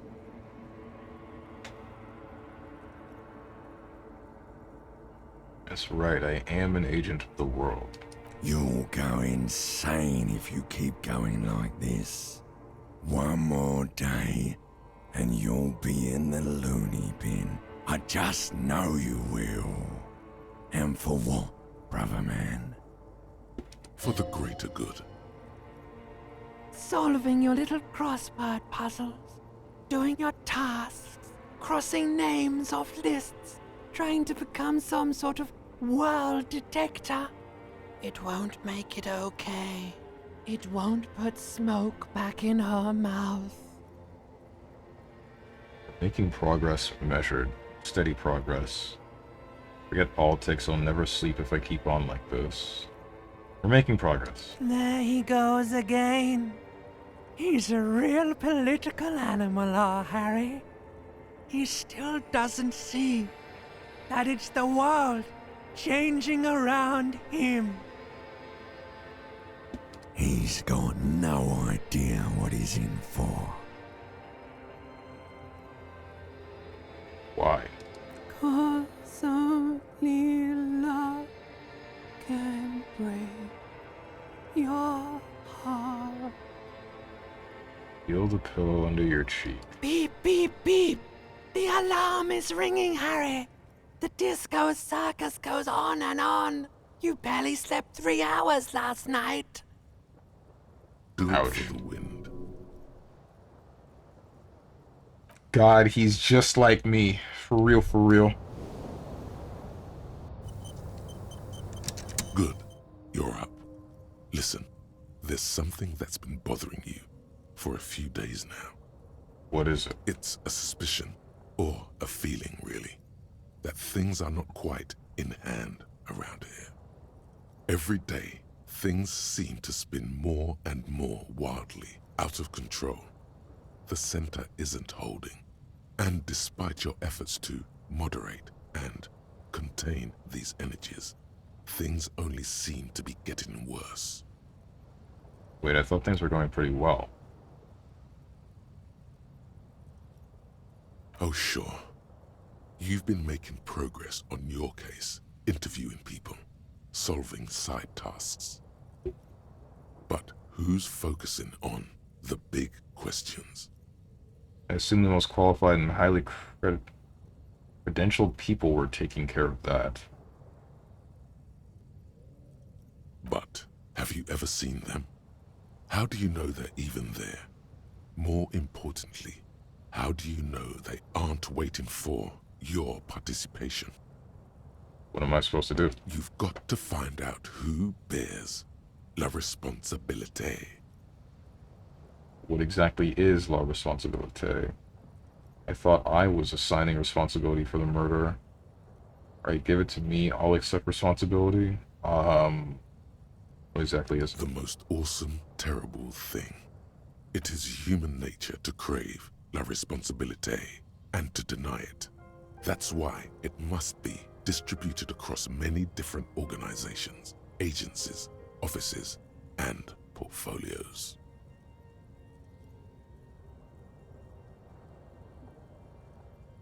I thought I was assigning responsibility for the murder. Harry, you're thinking about this too narrowly. La responsabilité isn't concerned with trivial questions like who killed who. It's about the real issues. The human welfare index, the price of staple goods, the transition to real democracy. Alright, give it to me. I'll accept the responsibility. Whoa. This isn't some kind of dictatorship. You can't simply seize la responsabilité for yourself. It must be given by a legitimate authority, like a committee. Do we really have time for all this?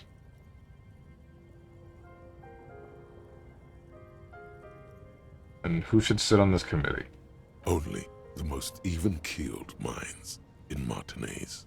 Your half-brother, the lieutenant, is a natural place to start. Oh. Together, you'll be able to discover who has la responsabilité in Revachol. And, if necessary, you'll have the wisdom and expertise to assign it among yourselves. What happens once you've assigned responsibility?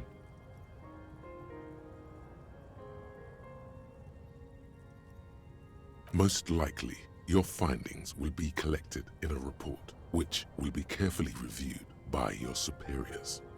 Once they've reviewed it, those same superiors will produce a set of recommendations to be taken up at the next meeting of the Standing Committee. Rest assured, no matter what happens, it will be done through the proper channels. Sure, alright. I'm prepared to take on this awesome burden. Good luck. Your report is eagerly anticipated. Woohoo! An old mirror hangs on the wall. Still can't You stop see your myself. reflection in it. The expression fixed to your clean-shaven face. You're still not accustomed to it.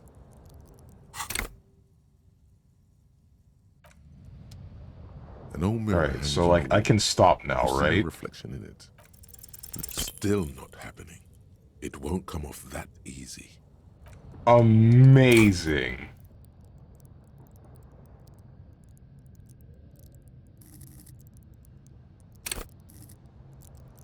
We're doing that again. An old mirror hangs on the wall. Turn it off. Still not happening. It won't come off that easy. Okay.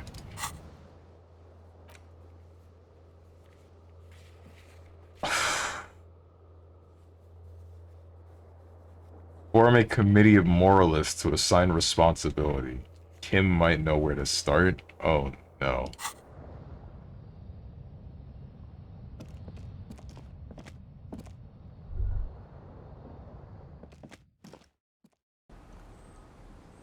Hey, Kim. Yes? So, they shaved. Yes. I don't know what to say. Perhaps, What is it? You can tell me, Kim. Knew I shouldn't have shaved, I knew it, and still did it. What an idiot. What is it? You can tell me. I'm not really sure about this turn of events. I think the mutton chops might have been a better idea. They sort of seem to cover up some of the... damage. Either way, good on you. You were saying? Ow. Need to talk about responsibility. I'm glad to hear it, Detective. I was wondering when we'd get to this very subject. What do you mean? If you ask me, it's past time for you to cut back on the smoking. You seem like a man with a death wish. It's quite disturbing. At least let me have my cigarettes. Kim, I only smoke them for the bonuses. No, I meant low responsibility, you know, the kind that gets assigned. Why are you pronouncing it like that gentleman from the Institute of Price Stabilité? You know what? Forget it. What specifically are you trying to assign responsibility for? For the murder, for my disaster of a life, for this whole situation. I guess the whole situation. No, I understand. The lieutenant nods his head gravely. Next, I suppose you're going to tell me you need to form a committee to assign this responsibility.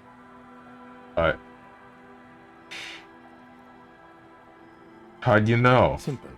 Because moral intern types love to form committees. In any event, I am just a humble law official. I may work under the moral intern's umbrella, but I'm certainly not qualified to serve on any committee. You know who might be, though? That Mr. Villedroit, the gentleman you met in the young man's apartment. Hmm? If I were trying to get in touch with the coalition, I would start by seeking him out. But first you might need to speak with his young companion. Now, was there anything else? No. Logic. Oh, I have 0 logic, huh?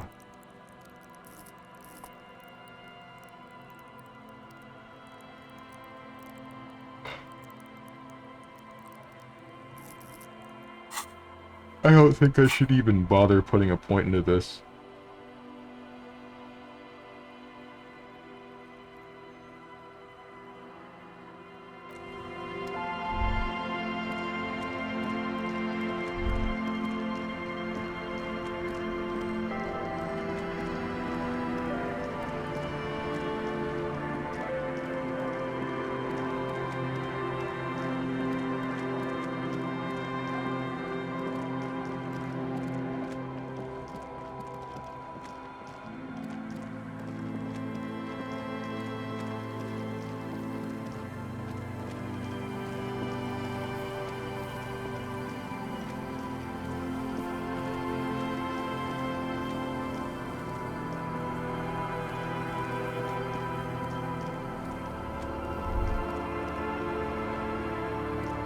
What am I supposed to do?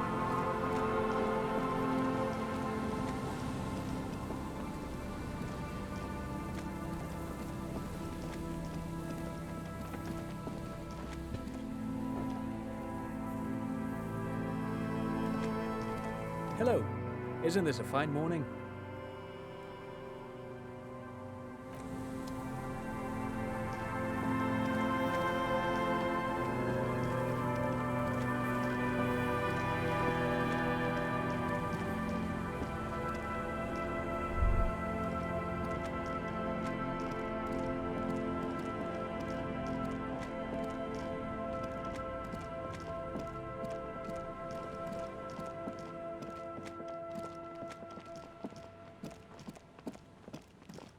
A scattering of bullet.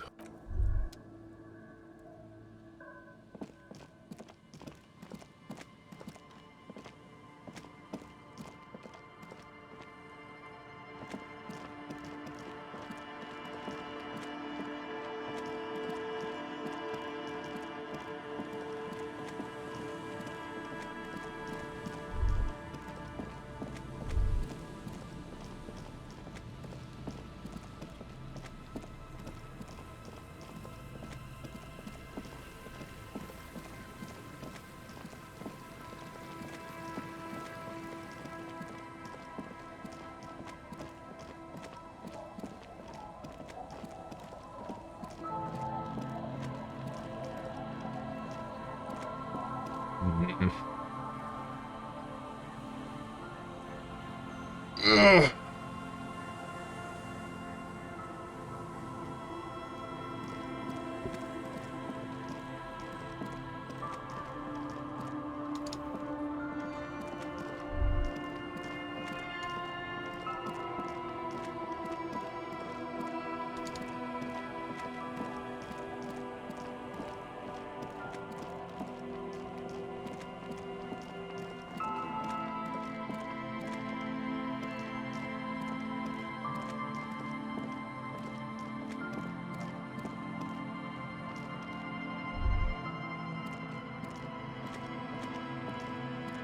The trap, poor thing.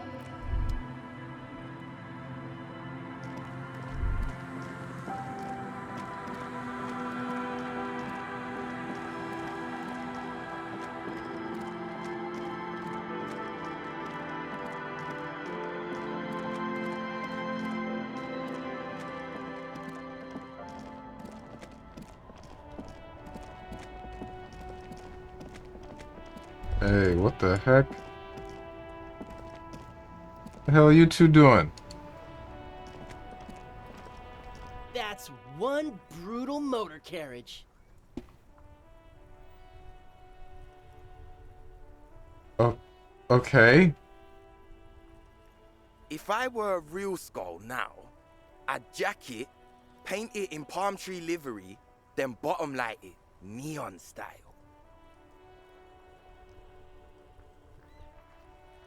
Yeah. A snazzy shit-ripped skullmobile like this would make a fine trophy. We could, like, hang fucking shrunken heads from the side mirrors.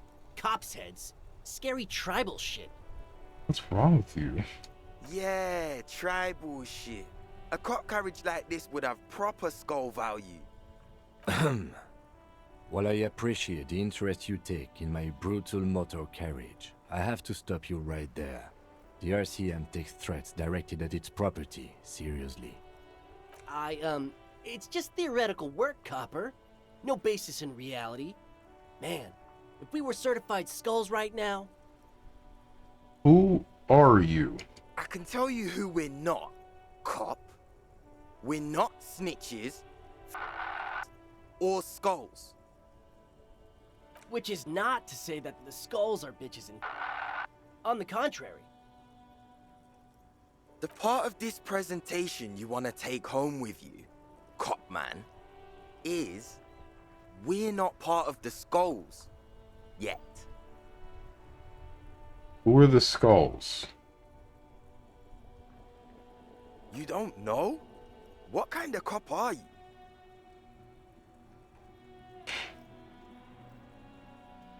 No, I really don't. The skulls are the most vicious gang of the Besmertne. His voice rings with excitement. The nastiest bunch of psychos ever. Jacking carriages and getting into high-speed chases. Yeah? Possessing an infinite amount of fuck-all swagger, infamous for their non-verbal modus operandi.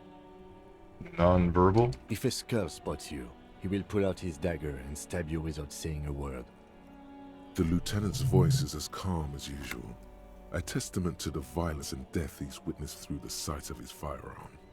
Jesus. They usually occupy the burnt-out quarter in Jamrock, or you can find them loitering around the brightly painted bottom-lighted vehicles. I can't wait to become a skull. Bottom lights are wretched aggressive. Do you know anything about the murder that took place here? Murder? A man was hanged in the backyard of the Whirling in Rags. Yeah, sure. We'll gladly tell you everything we know about it. It was a man. Also, he was hanged. Anything else? He was hanged from a tree. Yeah, I mean, duh. These punks don't know anything.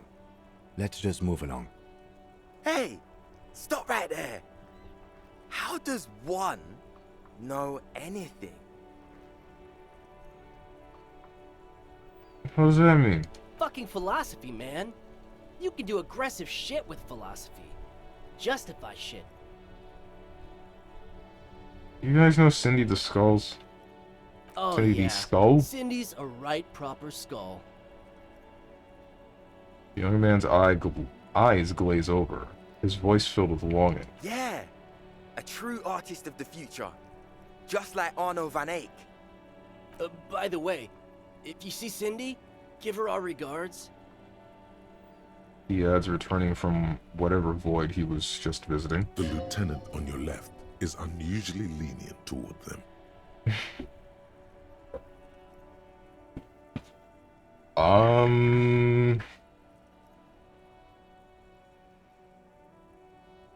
I see you kids are into anodic dance music.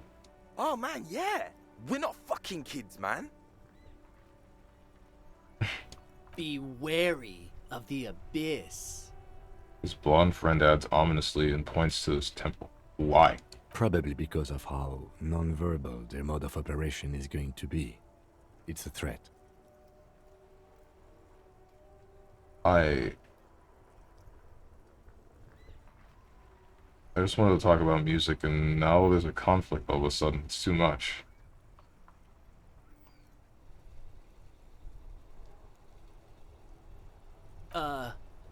That's right. You should back off and let silence rule supreme. This is ridiculous. Boys, do you know why the gang is called Skulls? Yeah. The skull symbolizes the embrace of death and nothingness, present in all of us. The vehicle of our future operations. Death and nothingness. They're called Skulls because when you are shot dead in the middle of the street, the skull is the only part the stray dogs want to eat. Just trust me and follow my lead.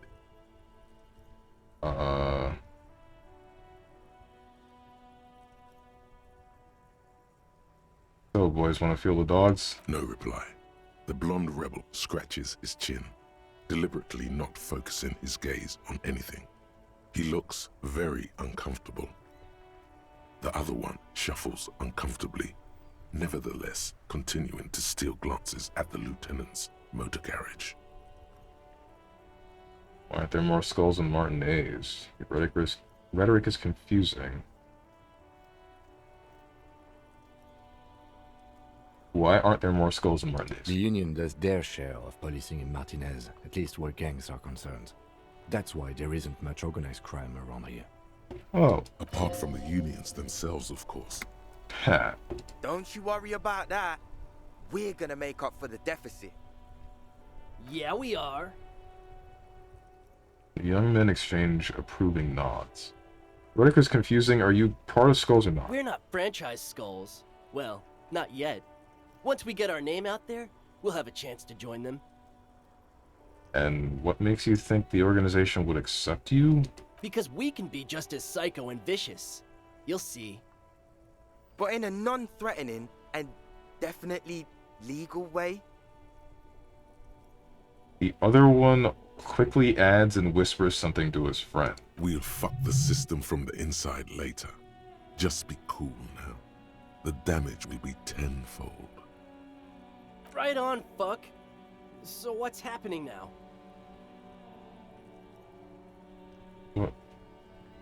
What was that? Enough about this scullery, though. Mm-hmm. Throws a longing glance at the Kanima. What's with the jackets? What about them? Why does your jacket have this word written on it?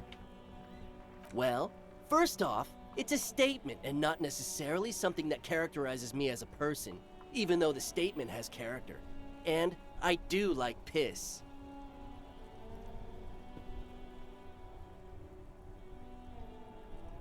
Uh-huh. The word piss epitomizes the struggle taking place in the world. Things being defined as they seem, not as they are. And, I guess, it's also about communal spirit, the future, and truly appreciating our differences.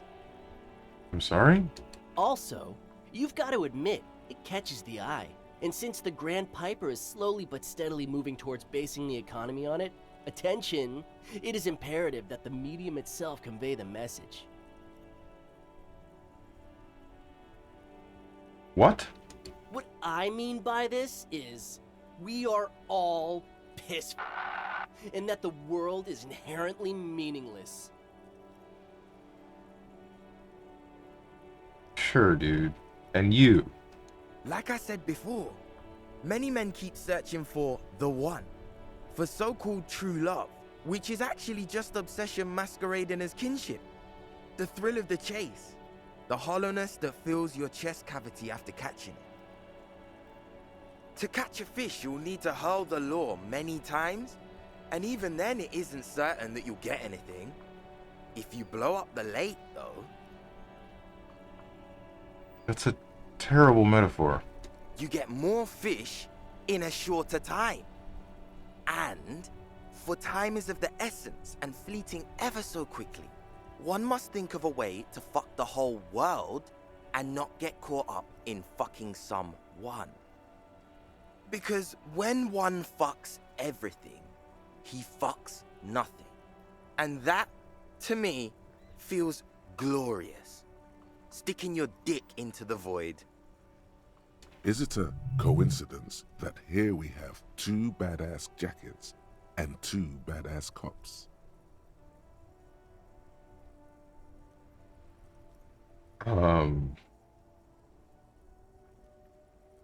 Hey, Kim.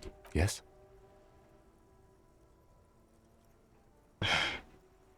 What do you think about their jackets? Think it's a coincidence? What is? There are 2 of us and 2 of these jackets. What are you implying?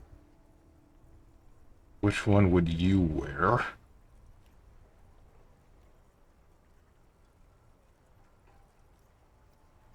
Which one would you wear? I'm not sure I understand you, detective.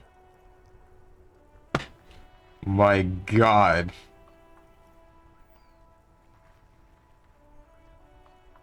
Sure. Neither. Come on, Kim, it's just a mental exercise. Fine, if only to end this discussion. Theoretically, if I were a juvenile delinquent, if I were to already be down that path, I think peace is the stronger of the 2 statements. It works. Feel more like a F the world kind of guy. Seems about right, especially considering your heroic exit attempts. Okay. So are we done here? Or you don't need us around for your secret whisper party, do you? No way. Wait, I can just steal their jackets? Hold up.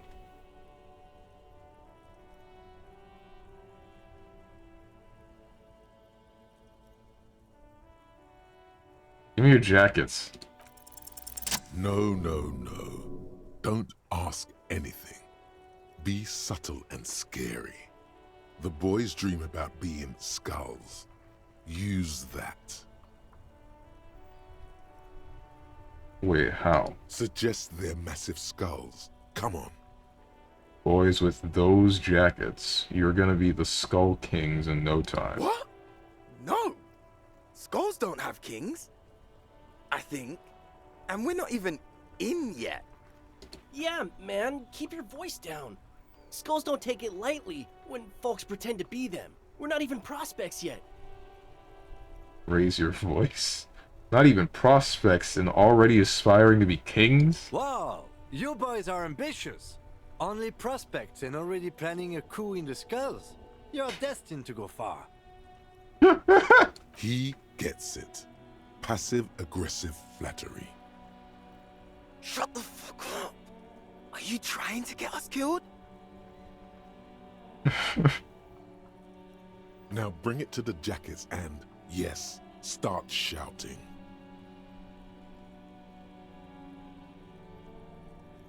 Oh, I didn't realize it's that serious. Let's forget about this.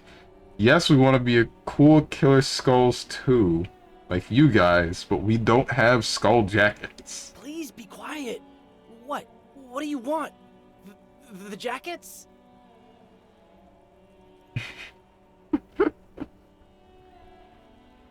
Not much is left of the nihilistic rebel at this point. The young man before you is scared out of his mind. You got it. No need for cruelty.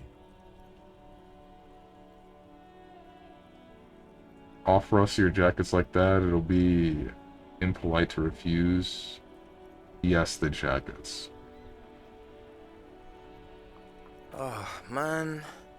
Okay. I get it. Skulls don't really wear slogans anyway. This was stupid. Fuck.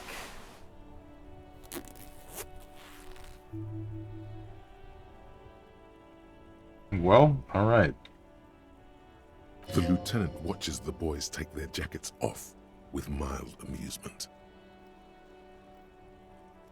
Since you said you're more of a this kind of guy, I'll take the other one.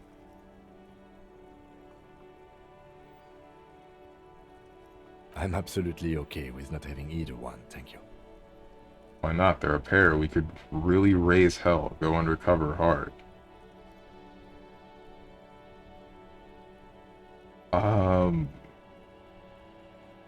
If you want to express your individuality.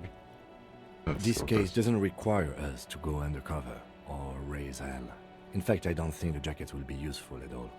I just wanted them to not have them anymore. Cold-hearted cop. Well, whatever. I'll take both of them. Still, it's good to know we have a pair in case the need arises. The need will not arise. The jackets are meant to complete each other. If a man was standing alone on a street corner with his written on his back, it'd just be an individual that has taken a liking to you, Ryan. And fuck the world all on its own is, frankly, generic. Exactly. I don't know, Eric. It's cold out. The dark-haired young man just stands there defeated. The wind blows. Yeah, let's get out of here. The cops fucked us. Do I just have both of those now? Yeah, I sure do. Okay. Leather jacket that quite recently belonged to a young man who possessed some intimate knowledge on the human condition. It has his nom de... I have no idea how to say this word. Written on the back. It's quite a statement. Leather jacket that quite recently belonged to a hoodlum who understood love for what it really is. It has the hoodlum's this word or phrase written on the back. It's quite a statement. Alright. Cool. You sure you don't want one of these jackets, Kim? Dang it, Kim. Never mind.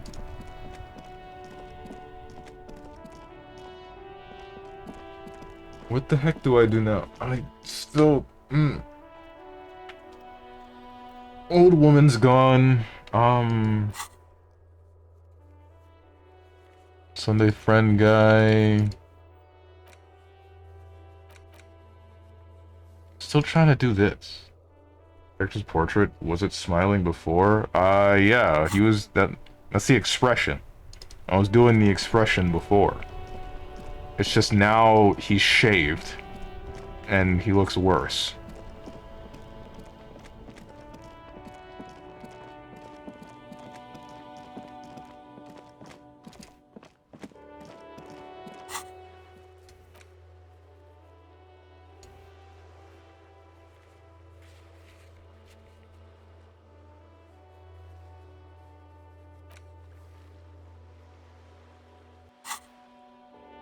I'm trying to figure out...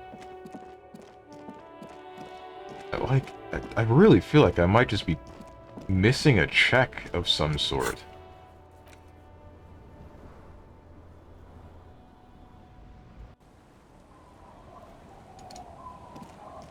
Can't tell.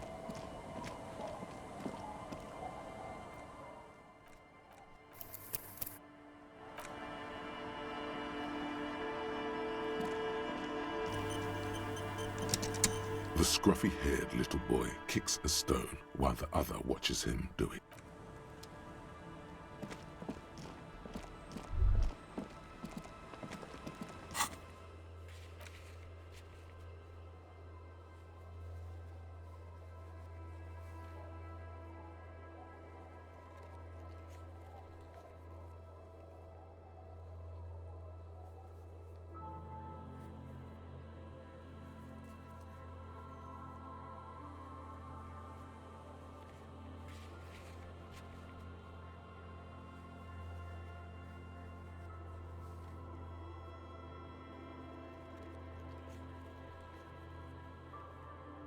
These are just checks for conversations.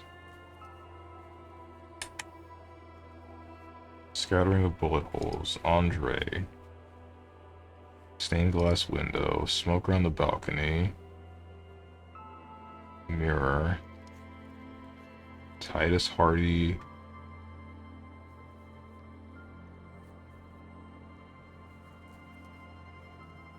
Damaged leisure, set of tracks, trash container, Kuno, Kim Kitsuragi, ice cream maker, backyard wall,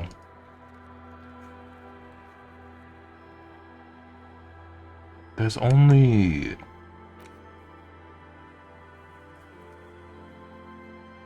Where could the shot have been fired from?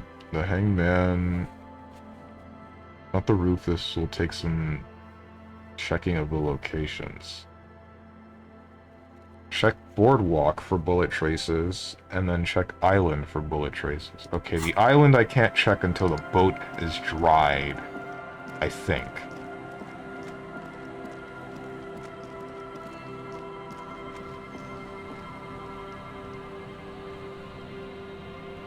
Waves are beginning to die down. Oh?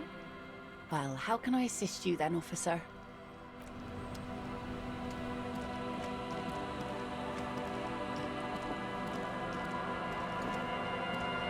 Yeah, okay. What the hell do I do in the meantime?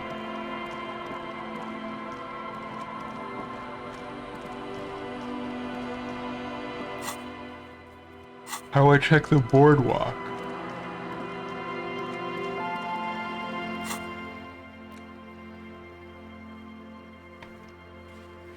The boardwalk is the place where that other guy died, right? Also, Kim, didn't you say you were gonna move his body? Or you called someone to move his body?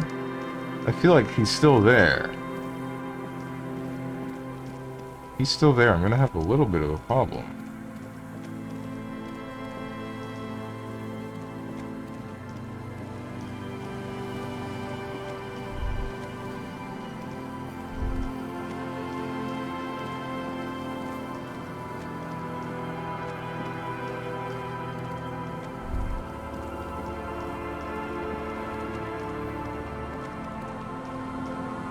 He's still here! Kim! A man lies on the boardwalk, his limbs bent and neck. Kim... What are we doing?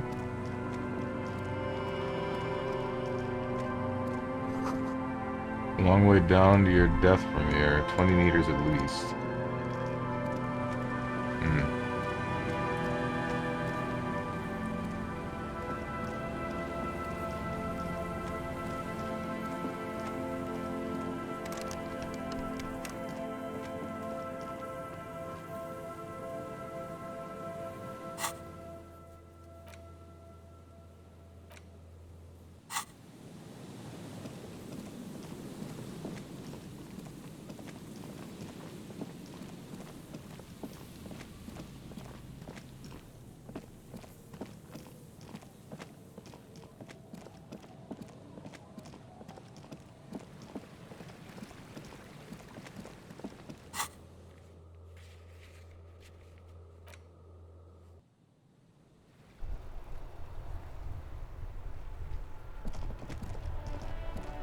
Inside, you see a set of steering levers, a radio microphone, a pull-out toolbox, and the soft glow of the fuel preheater gauge. Where's the radio? This is Precinct 57. How may I assist you?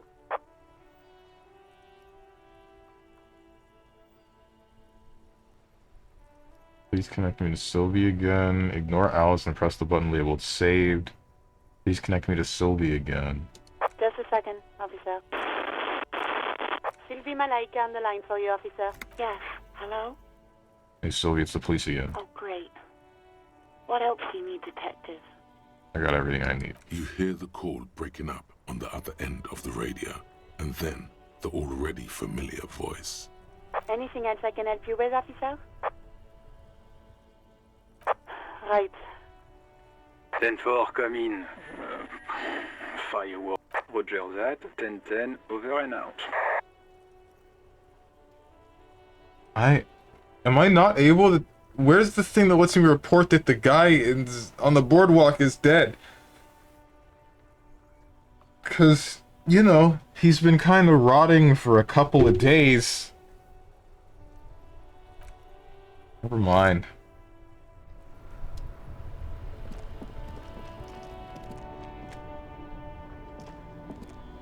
Still here. Stuck in this damn jam, my man. Alright.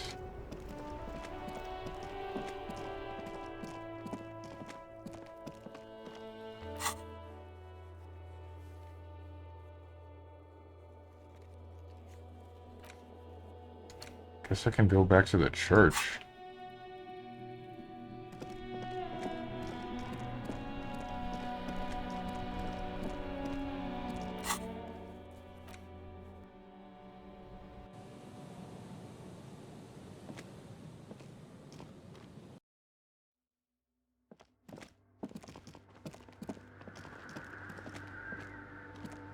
The mother of humanism stands above you, a precious and complex wax painting on a single pane of glass. A crack runs across the length of her body, her face oval and sad. Fuck the cracked glass. Nothing. Just Damn. the edge of the crack sparkles in the dark. Someone's siphoning electrical current from outside to this antenna.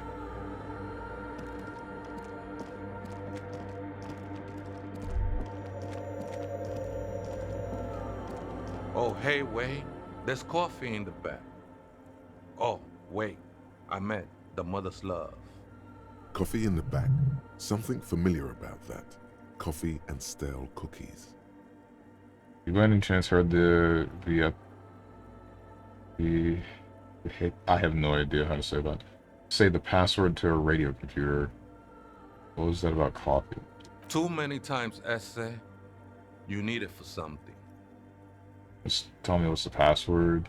Yes, it's for the first-degree murder investigation, Martinez. The lieutenant raises his eyebrow, but doesn't say anything. Don't sweat it, vato. The password is afterlife death. What you think of that? Makes me almost pity la niñita pequeña when I hear it. Was that about coffee? I feel like I've heard it somewhere before. Look, man, I'm at liberty to talk about the sacred blaze of the mother's glorious heart, but not about the coffee. Okay. I think we're done here, essay. The figure crawls off into the darkness above. That was an interesting conversation. However, I'm still not sure how it's relevant to our investigation. What the heck was that?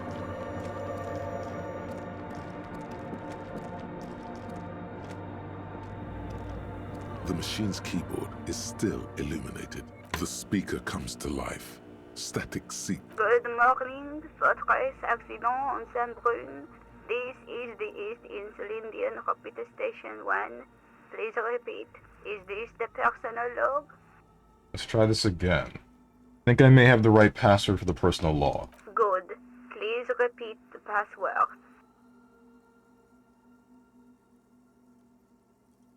Afterlife death. Good. I have unlocked the filament. After ending the call, please press print to access the filament.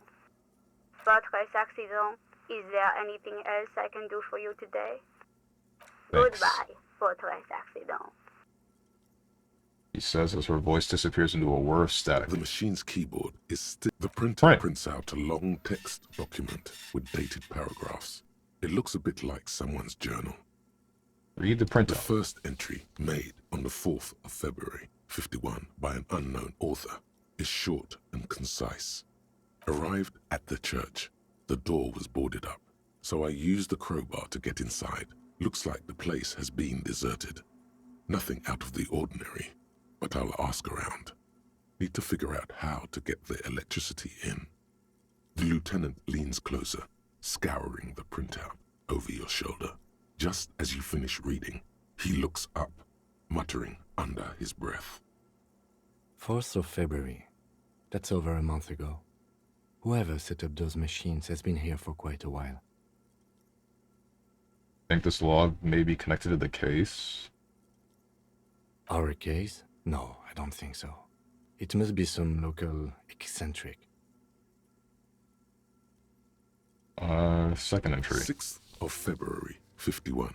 Had a little chat with the local fishermen. Said I shouldn't go near that place, that the church was spooky and ridden with narcotics. It's a little spooky, all right. Still haven't figured out the electricity. See? Even one of the spookers themselves says it's unnerving. What was that about narcotics? This could prove to be interesting. Wait, narcotics. Go around the derelict building. Nah. Read the third entry. 7th of February, 51. Finally got the electricity in. Next on the agenda, a new antenna. I'm thinking Eska series, something advanced. Why would she need an antenna? Why would anyone need any of this equipment here? He steps on a wire running on the ground, inspecting it with his boot. Read the fourth 8th entry. of February, 51. Bought the antenna, had some problems setting it up. Called Simo for help. Heard the others are back to making art. Drinking somewhere out of town. Sulislav started a rock band again. Lexi has been seen asking money from strangers. But at least the artists have their act together. They're qualified labor. They can get work anywhere. Graphic design, ads.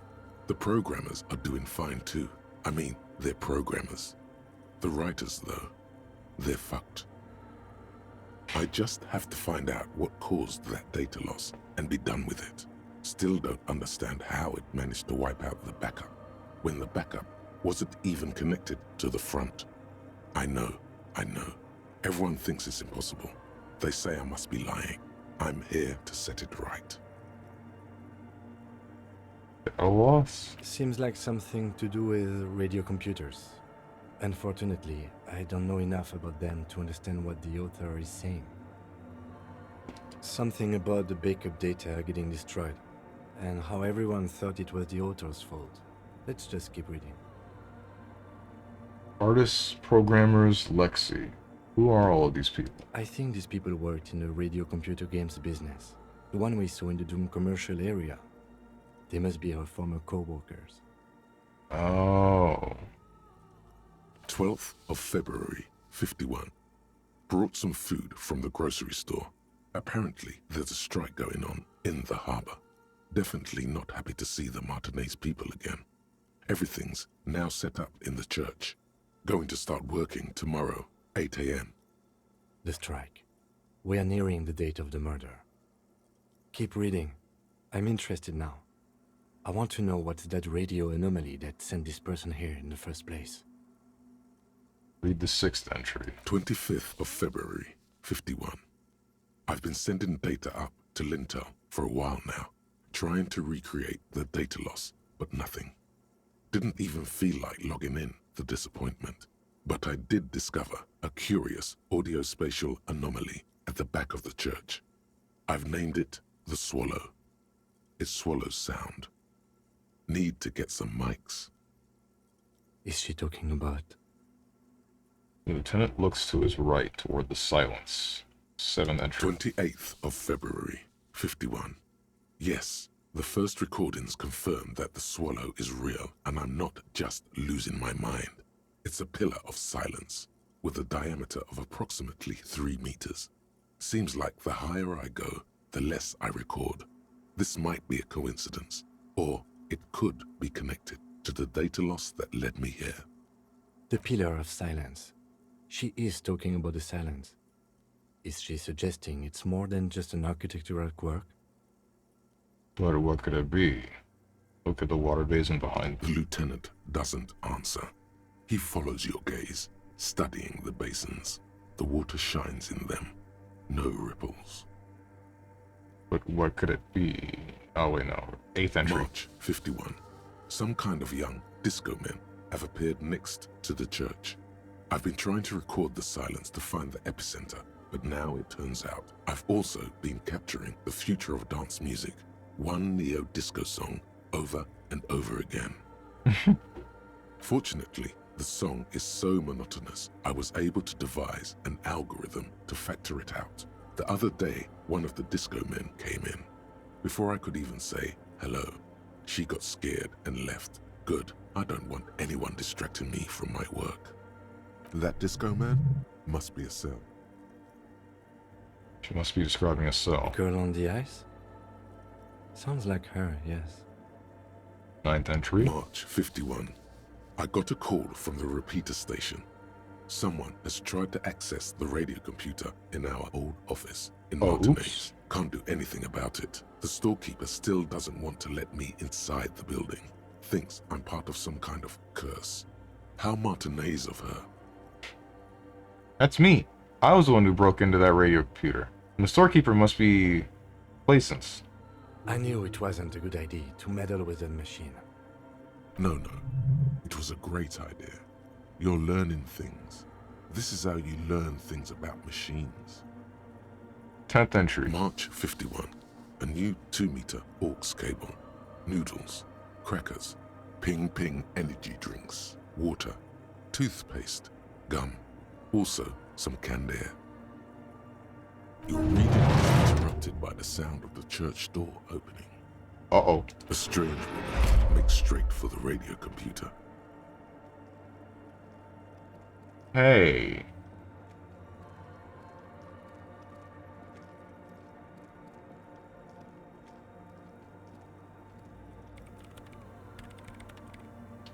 Hi? Breaking into my radio computer, I see.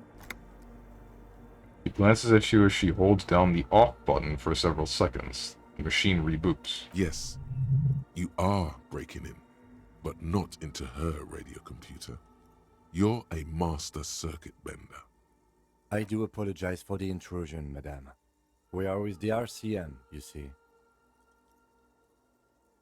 I can assure you I'm an expert circuit bender. I'm not breaking into your computer. I'm using it to access Coalition military data links. We're here on a side case representing certain music venue organizers. I'm not just breaking in, I'm pursuing a mysterious lead, searching for my lost identity.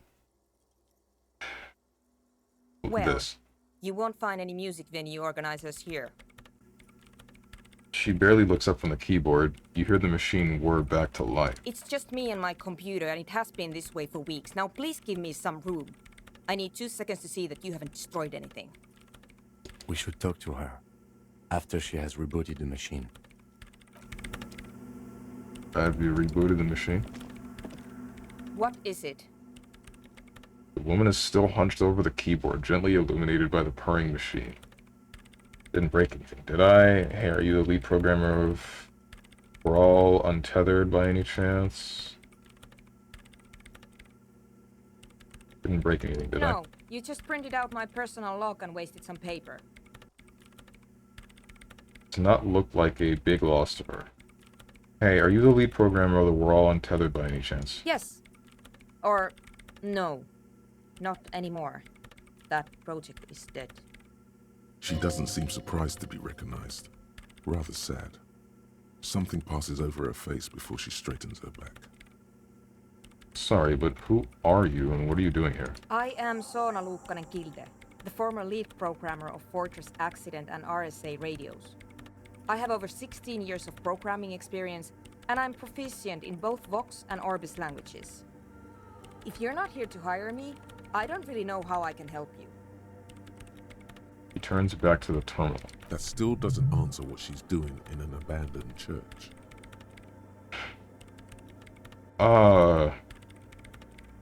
You seen the Crab Man? No.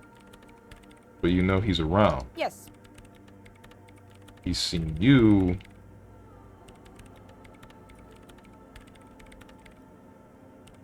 And? And okay, it's probably not a big deal. No. You're right. I'm not. Her voice trails off as she bends over to tinker with the machine's printer. You're very to the point. I'm kind of digging that. Not gonna lie, it's making this conversation fly by. Why are there so many machines in this place? I brought them here. These are my machines. Please don't touch anything. Why do you need antenna? I use the AR-1 as my RAIN prefix processing unit. What? RAIN prefect. My radio computer. And that antenna is its processing unit? Yes? You really don't know anything about radio computers, do you? She has stopped working now. Not really. Don't really know much about anything in this world, to be honest. Alright. Well, all radio computers perform operations up on air. So in order to gain more processing power, you need to invest in a good antenna. Wait, what's on air? On the front, the unified front of radio waves, licensed and controlled by Lintel in the East Insulindic region. It's all around us. That's what on air means. And the AR-1, is it a good antenna? I guess it is. So far I've been quite satisfied with it. Martinez is an unstable region with bad coverage and the operation has been surprisingly stable. But it's not the cheapest one on the market. So I wouldn't recommend it for your regular red tape operations. Fraser 1000 is a foolproof line for civilians.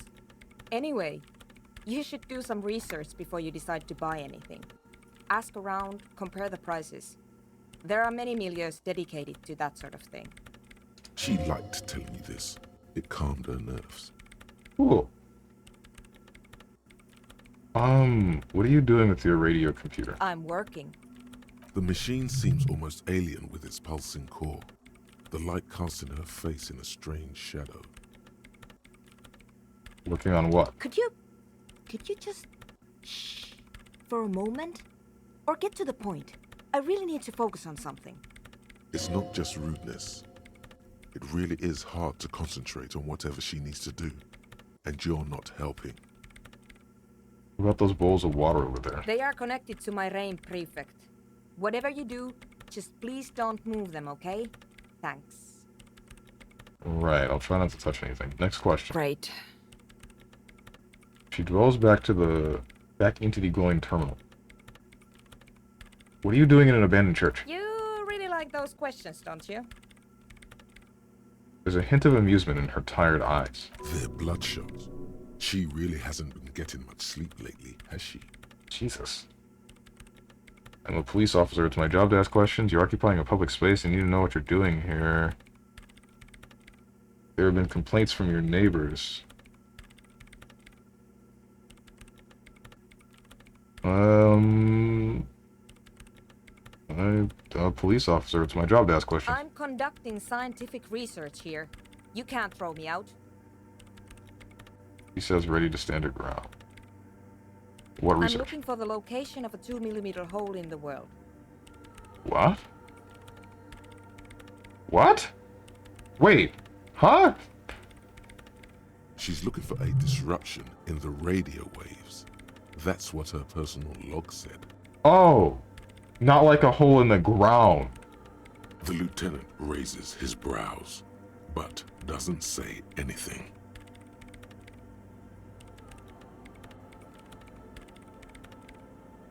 Is the hole connected to the data loss in your journal? Yes, that's what led me here. But I suspect it might be something a bit more complicated than that. A hole in the world. What does that mean exactly? Exactly. What does it mean? Up to now, it has been impossible to say what it is because it's impossible to measure nothing. What do you think it is? What qualities does nothing have? How do you measure something that does not exist? She's suddenly absorbed in the conversation, waiting for your answer. That's a little above your pay grade at the moment. Hold on a moment. Does it mean we're not living in a world that has holes in it? Can't even understand how we're talking about something that doesn't exist, let alone measure it. I don't know, I'm not here for some science, I just want to solve a murder so I can go home. Shoot, these answers suck. Why does my logic suck?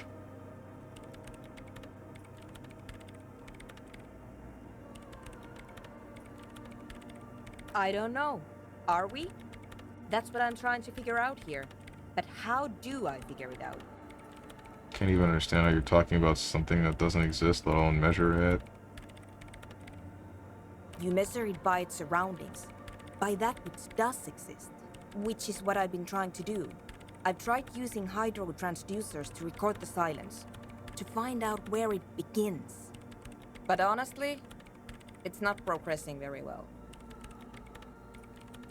He goes silent, staring at the circle of basins. It looks like some ancient ritual. Do you have any idea where this hole might be located? What's up, Wyverian?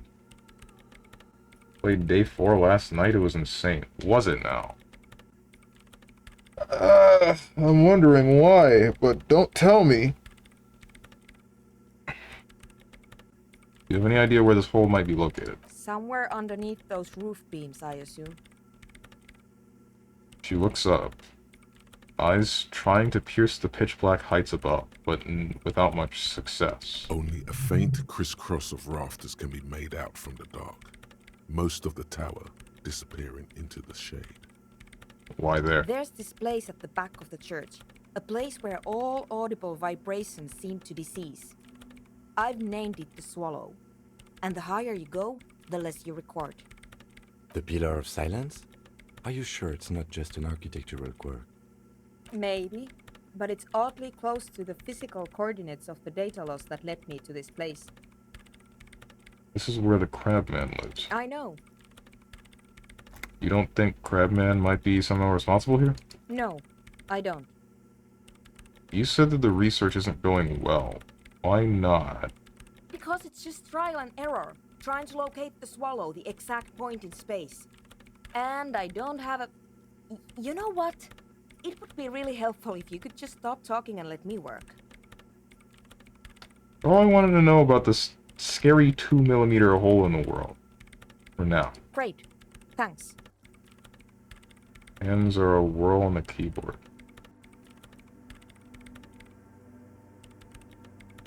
Hey, about the 2mm hole again. The Swallow, you mean?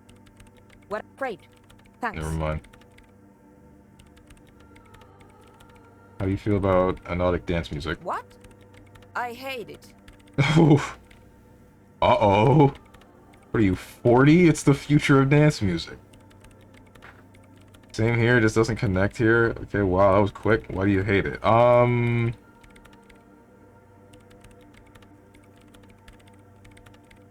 Maybe I'd have to be on drugs to get it, but to a sober mind it just sounds like uninspired rug whipping.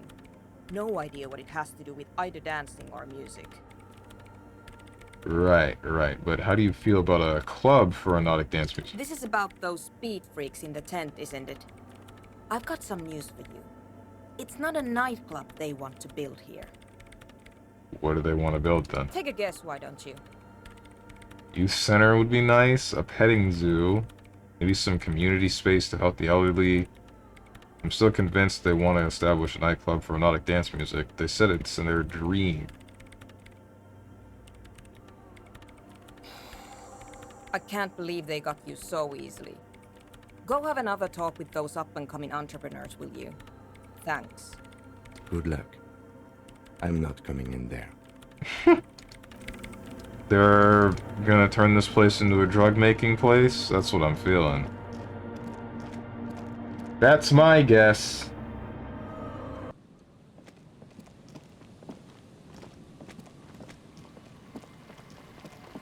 Don't confirm or deny this.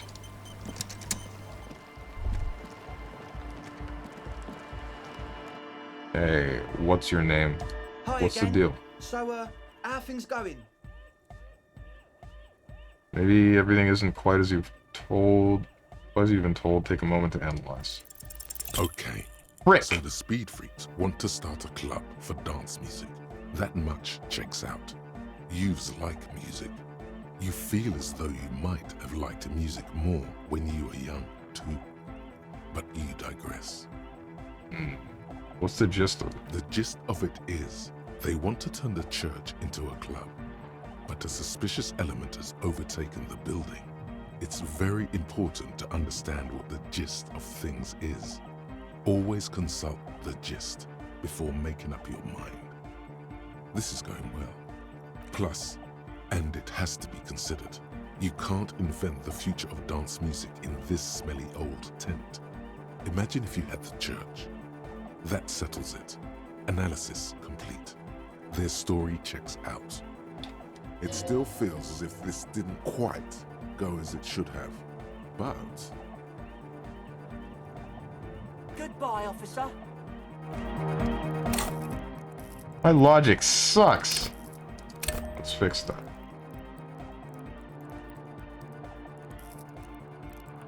What's up, Mink? It's always drugs, it's always drugs. Hi again. So, how are things going? Nothing jumps out to you. Nothing out of the ordinary.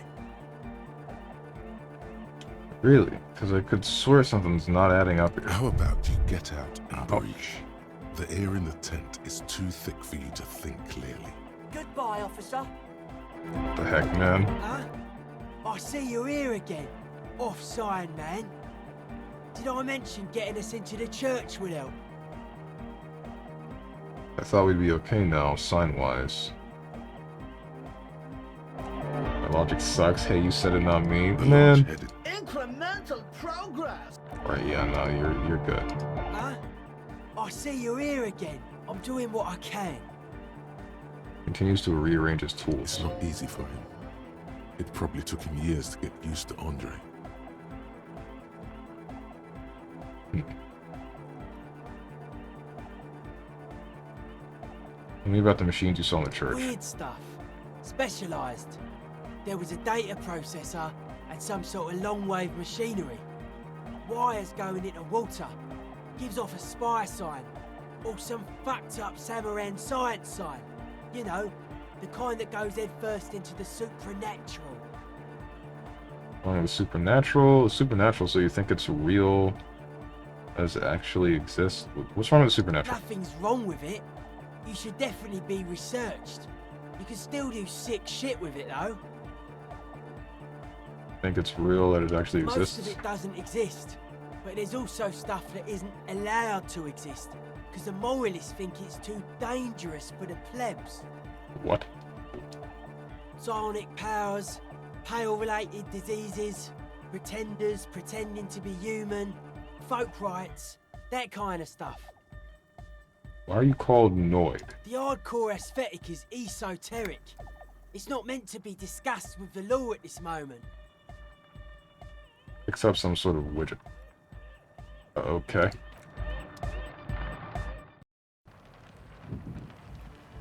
Hey, Estelle, explain to me what's going on, man. My god! Oh!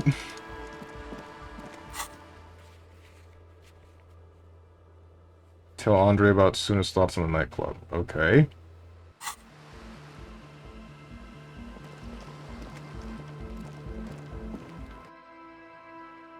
Hi again. So, how are things going?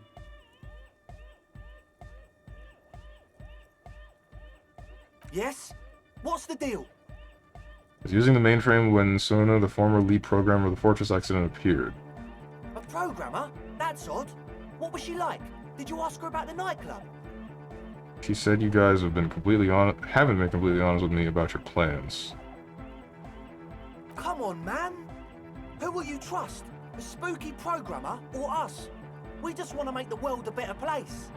Feel the love! Get down and feel it!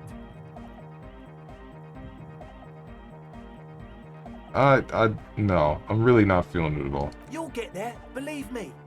When we've got our gear set up, things will be flowing and pumping. Anyway, now that it's settled, how did she seem? I mean, disposition-wise, about the dance club idea. Ja oder nein? Rocking it or dropping it? She did not like the idea, the anodic dance music. What a pity! That's my favourite thing in the world! And she doesn't like it at all! A shame. What can we do now? Do you see a way out of this jam? And into a laser-lit future of dance and unity? Unity! Dance! She made it very clear that she won't leave until her own project is finished. And you can't just evict her? No, I won't evict her. We have to come up with a different solution. Could go for another try and bring down the hammer of the law. Yeah, no, I'm not going to. Look at you, Honor Man. No, Noid. He's right. Maybe we've approached it the wrong way after all. I'm sure there's a workaround. We can make a deal not to bother her. If that's okay with her, we only want to get in the church and spread the joy and ecstasy of music. The lines in the dark exist. Coexist. At least Crabman seems like an advanced being. He's hard. He'll understand. Yeah, he can do his climbing thing in the tower. And the programmer, does she like anodic dance music? He absolutely does not. Really, truly despises it. Egghead cannot believe what you just said. It makes him pump the jam a little slower. for a moment, but then he returns to the full swing of it. No worries. We'll figure it out. If coexisting fails, you can always muscle her out, right? If it's all okay with you, what do you think? I refuse to throw her out, but I can try convincing her. Excellent! Good luck, my friend.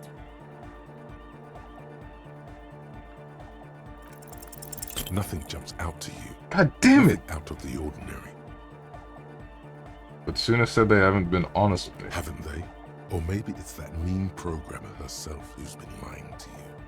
How about you get out and breathe? The air in the tent is too thick for you to think clearly. Goodbye, officer. Bruh. I think my logic is my lowest stat at the moment.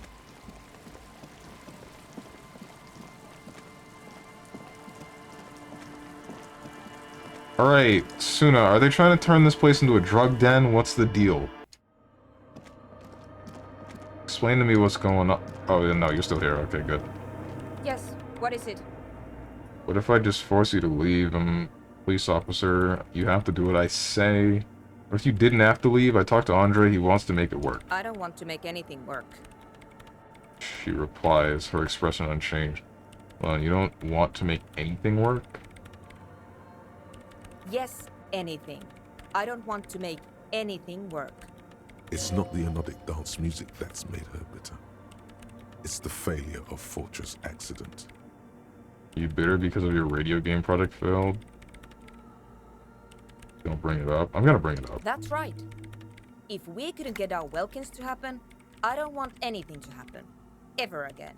What? That's stupid. There's not a trace of irony in her voice. She means it. That's really stupid.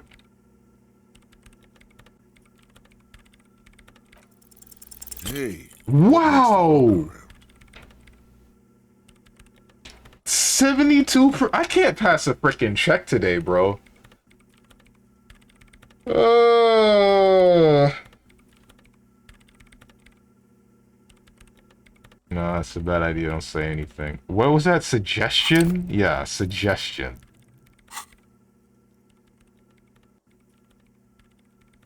She stares at the terminal, completely oblivious to her surroundings. Freaking last point. 72% chance and I fail it. Easy. When her research is done, she can move out.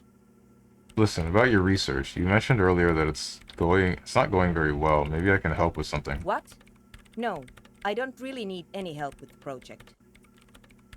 But if I could help you finish the project, then you wouldn't have to live in a church next to the boom boom anymore. Just think about it. She thinks about it. A glossy look in her eyes.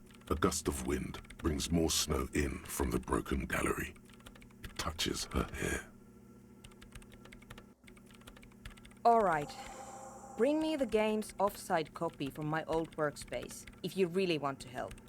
It's stored on a filament memory, and I'm unable to go and fetch it myself. What is an offsite copy, and why do you need it? By your old workspace, do you mean the studio of Fortress Accident in the Dune commercial area? Yeah, that's the one. You can get in through the bookshop. You just have to do some explaining to the bookstore lady. Actually, I've already been inside the Dune commercial area. Good. Then you might know the giant ice bear fridge in the building's cellar.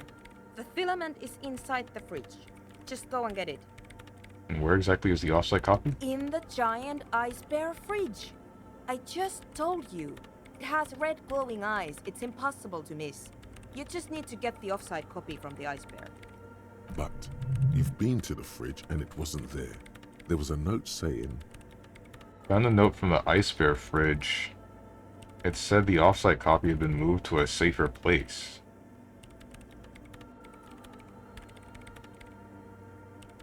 Wait. A note from whom? Did it specify where they took the filament memory? If the offsite copy had been taken to a nearby ice cream maker, the note was signed by someone named Solislaw. Jawiza. Of course.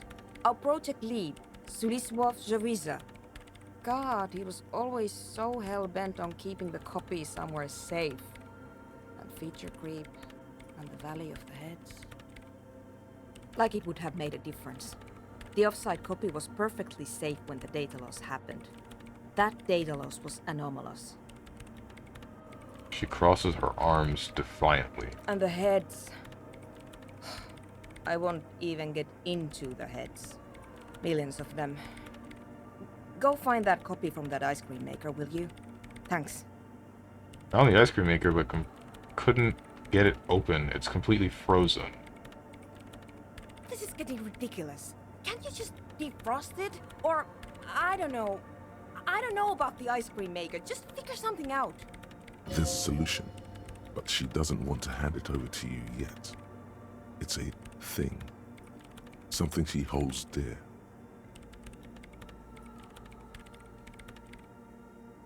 Why can't you go and get the filament yourself? The bookstore lady hates me. Says I'm part of the curse. Whatever that means. Wait, are you... Why does she think you're part of the curse? Because she's from Martinez, and people from Martinez have never ever seen a radio computer. She thinks it emits elemental evil. Bit biased, don't you think? Don't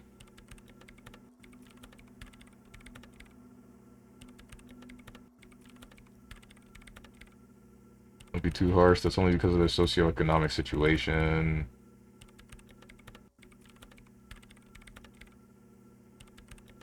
Yes, but she literally started praying for the higher powers when she first saw my Rame Civic. I'm not making this up. The lieutenant coughs like he's amused. Once I came in one morning, only to find that my terminal was full of those strange trinkets and amulets. Wards. It looked like some Semenine magic. What is an off-site copy and why do I need it? It's a backup of my former employer's project, the radio game we were working on. It's stored on a filament memory, just like the one inside this radio computer. She points to the glowing cube inside the machine. She's making it extra simple for you. The backup itself is destroyed now, but I'm hoping to use what's left of it to pinpoint the exact location of the anomaly. You just have to go to my old workspace and get the filament. Alright, I'll go look for the off-site copy. Thanks. Okay. He thinks for a moment, then reaches behind the radio computer and hands you what looks like an oversized pry bar. And here's my Kvalsund multitool. You might need it to hack loose some ice. It opens everything. If you get me the off-site copy, then you can keep the Kvalsund. Okay. It hurts a bit for her to say this. She's not too happy to be parting with the Kvalsund. About the off-site copy you asked me to bring. Yes? Thanks.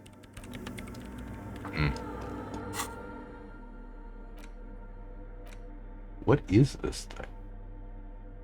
The multi-tool. Equip this to open locked containers in the world. It's an advanced pry bar. A pry bar +2, if you will. Built by Kvalsund in Baza. The number of gadgets hidden within the frame of the yellow and gray multi-tool will stagger any technician.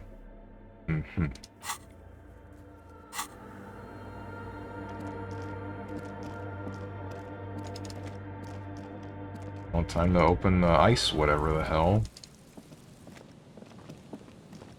I could have...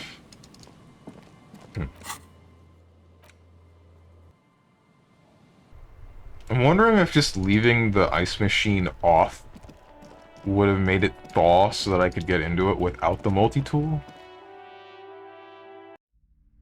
What's up, weird old lady?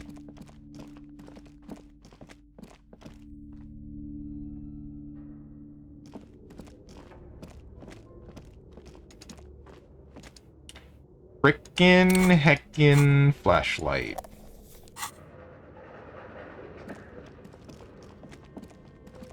Cause it's dark.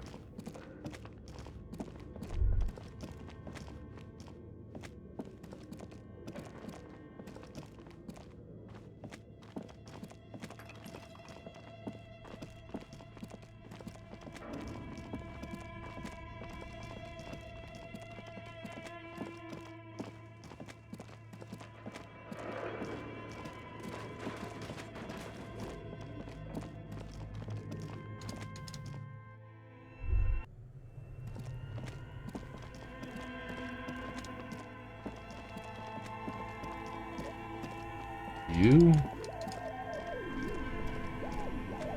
This orange machine is buzzing like an old submarine. It has you slip your fingers under the frozen. Didn't Sona give you a perfect... Equip the multi-tool by going to the Tools tab in your inventory. From there, you can equip it to a held slot. You slip your fingers under. Didn't Sona give you a perfect... I want to actually hear him read it. Screw me. You slip your fingers under the frozen lid, but the ice is too cold for you to get a good grip. A pry bar would come in handy here, or something stronger, like the Kvalsund KR2 multi-tool. Didn't Sona give you a perfect tool for this kind of job? The Kvalsund. You should take it out. Equip the multi... Item. Multi-tool. Wait. Alright, there we go.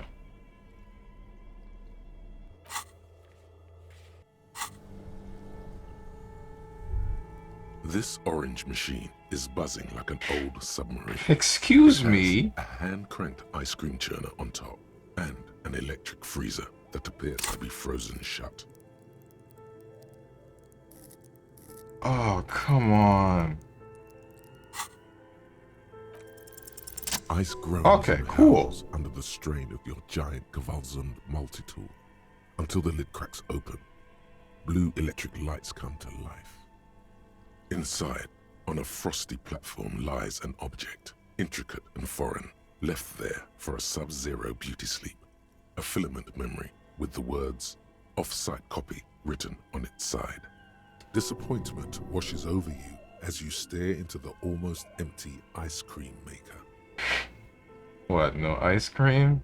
A scoop of ice cream would have been nice, yes. Lieutenant agrees. Someone's stomach rumbles. The room feels very cold. Take the You filament gently memory. lift the cube from its frosty bedding, careful not to damage it. We should take it back to Miss Lukanen killed as soon as possible. I'm not sure how well unused filaments tolerate room temperatures. Yes, but aren't you curious to know what's on the precious filament? There's a radio computer upstairs.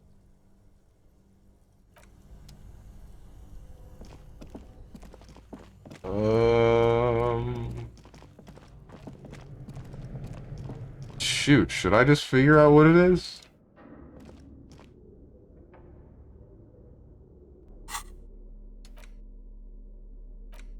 Offsite copy filament memory. Cube-like crisscross of filaments feels oddly fragile in your hand. Its intricate structure is still cold to the touch. Silver tape on the side reads offsite copy note. This filament contains information that can be read using a radio computer. I'm afraid of putting this in the machine and then it just breaks. You know what? Nah, I'm just gonna take it back to her.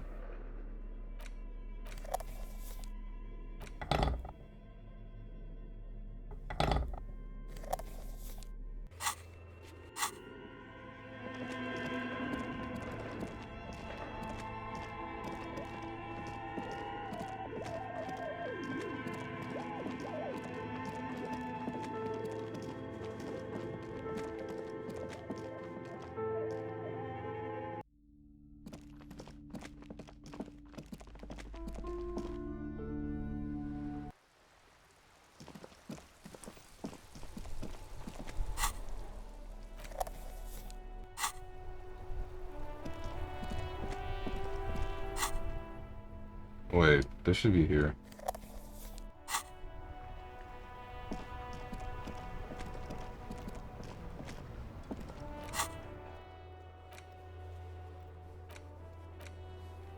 Birch.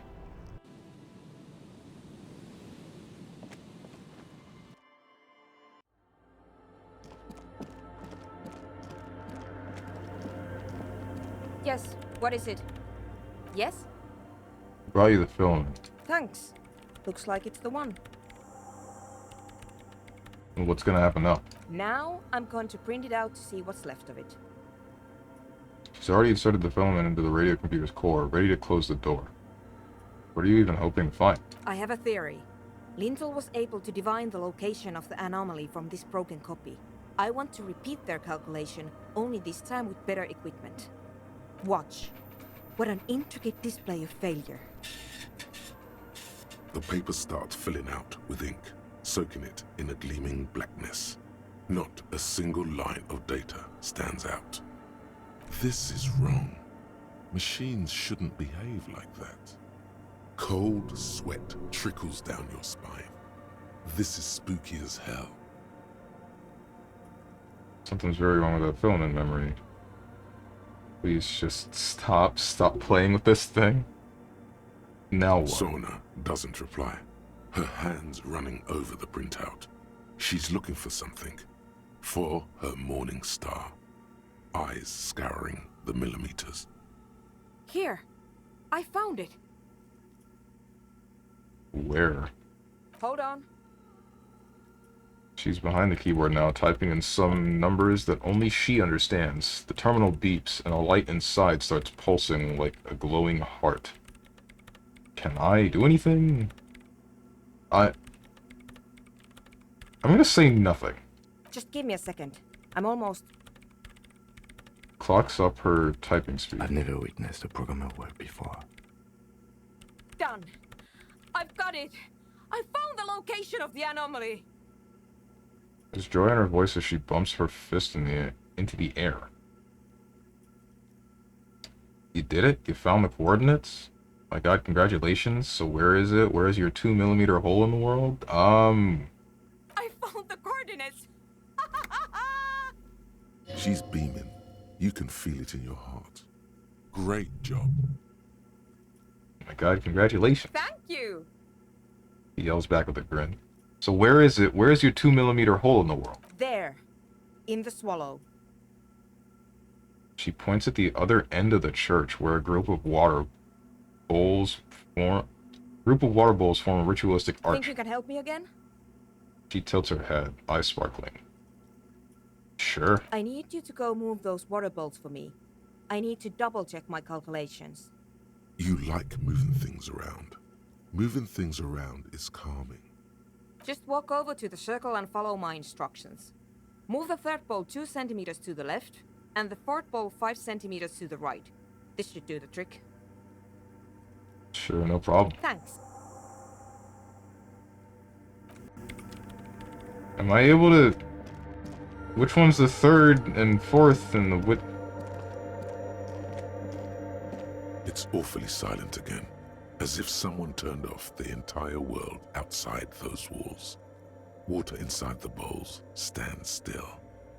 Measurements have been marked down around the bowls, each chalk-drawn line representing a centimeter on the floor. Oh boy, this is going to be good. Move the third bowl from the left 2 centimeters away. It moves like a ghost without creating a single trace of sound. Move the fourth bowl from the left 5 centimeters to the right. Some water spills out of the bowl, wetting the floor. The lead programmer sends you an encouraging thumbs up from across the hall.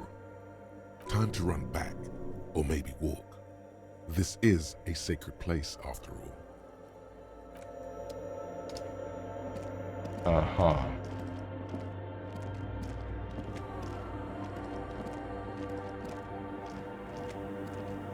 So what's the deal? Yes, what is it?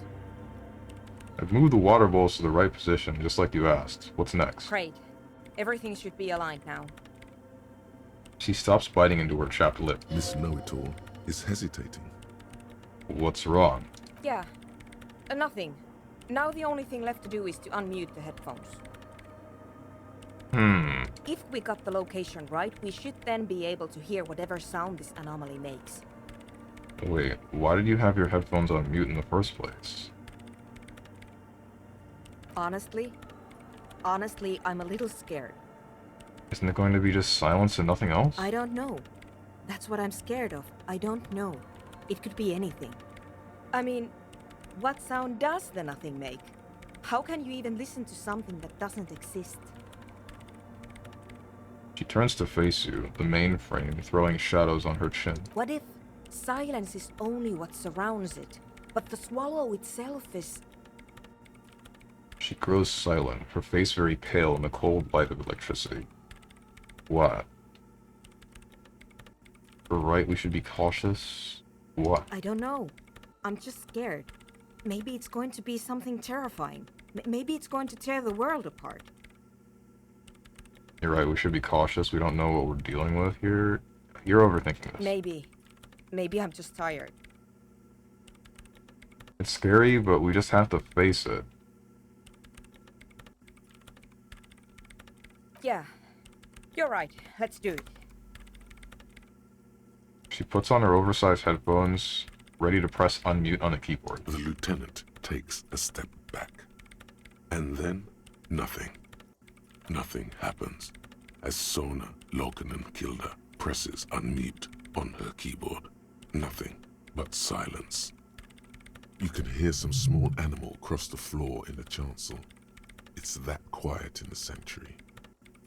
Can you hear anything? She doesn't answer.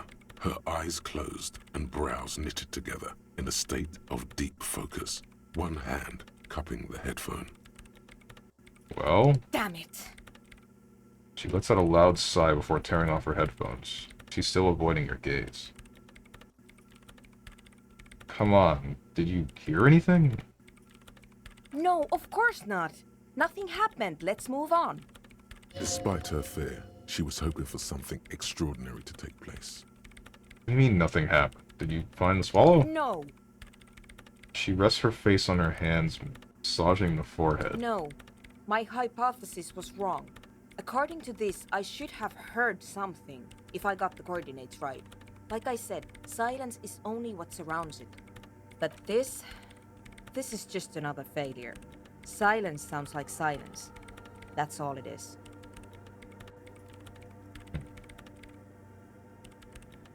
You can try on the headphones. See if you can hear anything. But don't get your hopes up. Sure. All you hear is your own breathing, heavy and hoarse from all the nights spent drinking. It's the breath of an old man. But there's something else. There has to be something big, something unexpected, something new, yet to be discovered. When was the last time this world had anything new to say? Well, did you hear anything? I'm not sure. There seems to be something there, but I couldn't really make it out. Shoot, dude. Both conceptualization and perception hearing. Perception I have no points in. Conceptualization I have 1 point in. Shoot. Yeah. No, I don't think there's anything there. Her voice is bitter with disappointment. The lieutenant looks down at the floor, as if to say, you're wasting time here. Maybe the speed freaks can help you with this. Go talk with Andre. Ouch, my knee. I'm wondering, the crab man said something about the goddess of silence. Is that not what he's talking about? He can actually reach the location that this woman is trying to pinpoint with the bowls of water. He's probably experiencing whatever the hell it is you're looking for. Why not talk to him?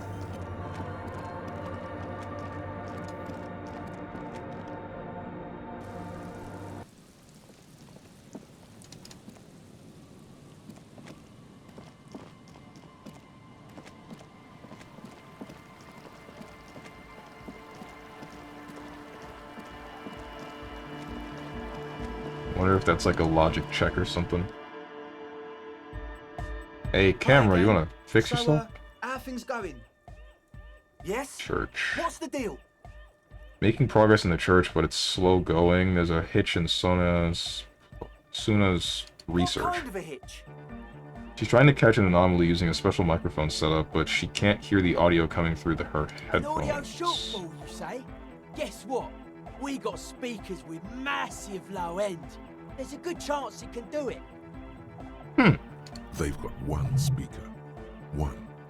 Uno. Un. I think we have found a solution. I'm not so sure it's about the lack of bass, but I'll see what Sonya thinks. got some serious range on this baby. It'll blast her shoes off, believe me. Goodbye, officer.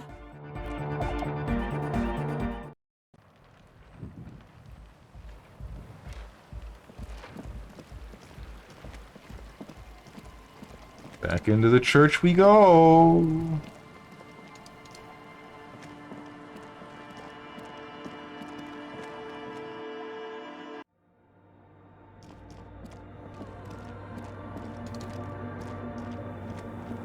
Yes, what is it? Examine the raver's speakers. I guess we're trying again. Still nothing. Sona isn't even looking at you this time. Yeah, about the 2mm hole The again. swallow, you mean? Great. No? Yes. Sounds like you're not worried No. about them all. You're right. I'm not. Okay then. Yes, what is it?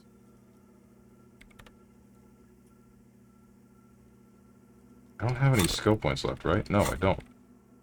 Shoot, dude.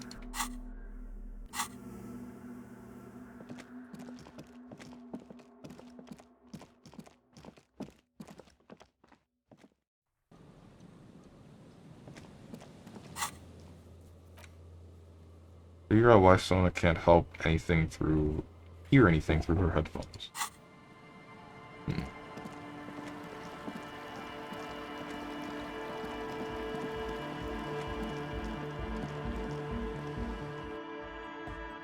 Hi again.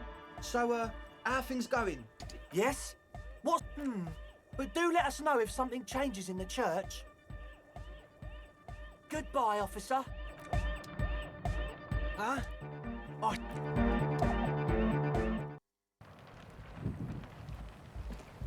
Not sure what to do there now. I'm thinking... I remember Moose saying something I could possibly soft lock myself. And I'm wondering if I've done that here? But that can't be right. There's likely still other quests that I can do. I just need to figure out whatever they might be, or how they're related, or whatever the heck. Either way, at the moment, I think I'm gonna stop streaming. I might... I've been running on empty for a little bit.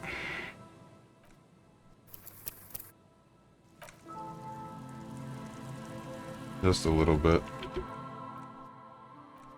So, yeah. I'm going to call it here. Tomorrow I will be back. 10 a.m. Eastern Standard Time with Phoenix Wright, Ace Attorney, Justice for All. Then Thursday will be some Resident Evil. Friday will be Monster Hunter Frontier, and then Saturday will be some Street Fighter 6. So look forward to all that. If you guys got anything to say to me, or anyone else who's decided to join, hit up the Discord below the stream. If you click the picture that says Discord, I am going to go get food, and I hope you guys have a good rest of your day, evening, morning, or night, whatever time it might be for you. Thank you for watching, and goodbye.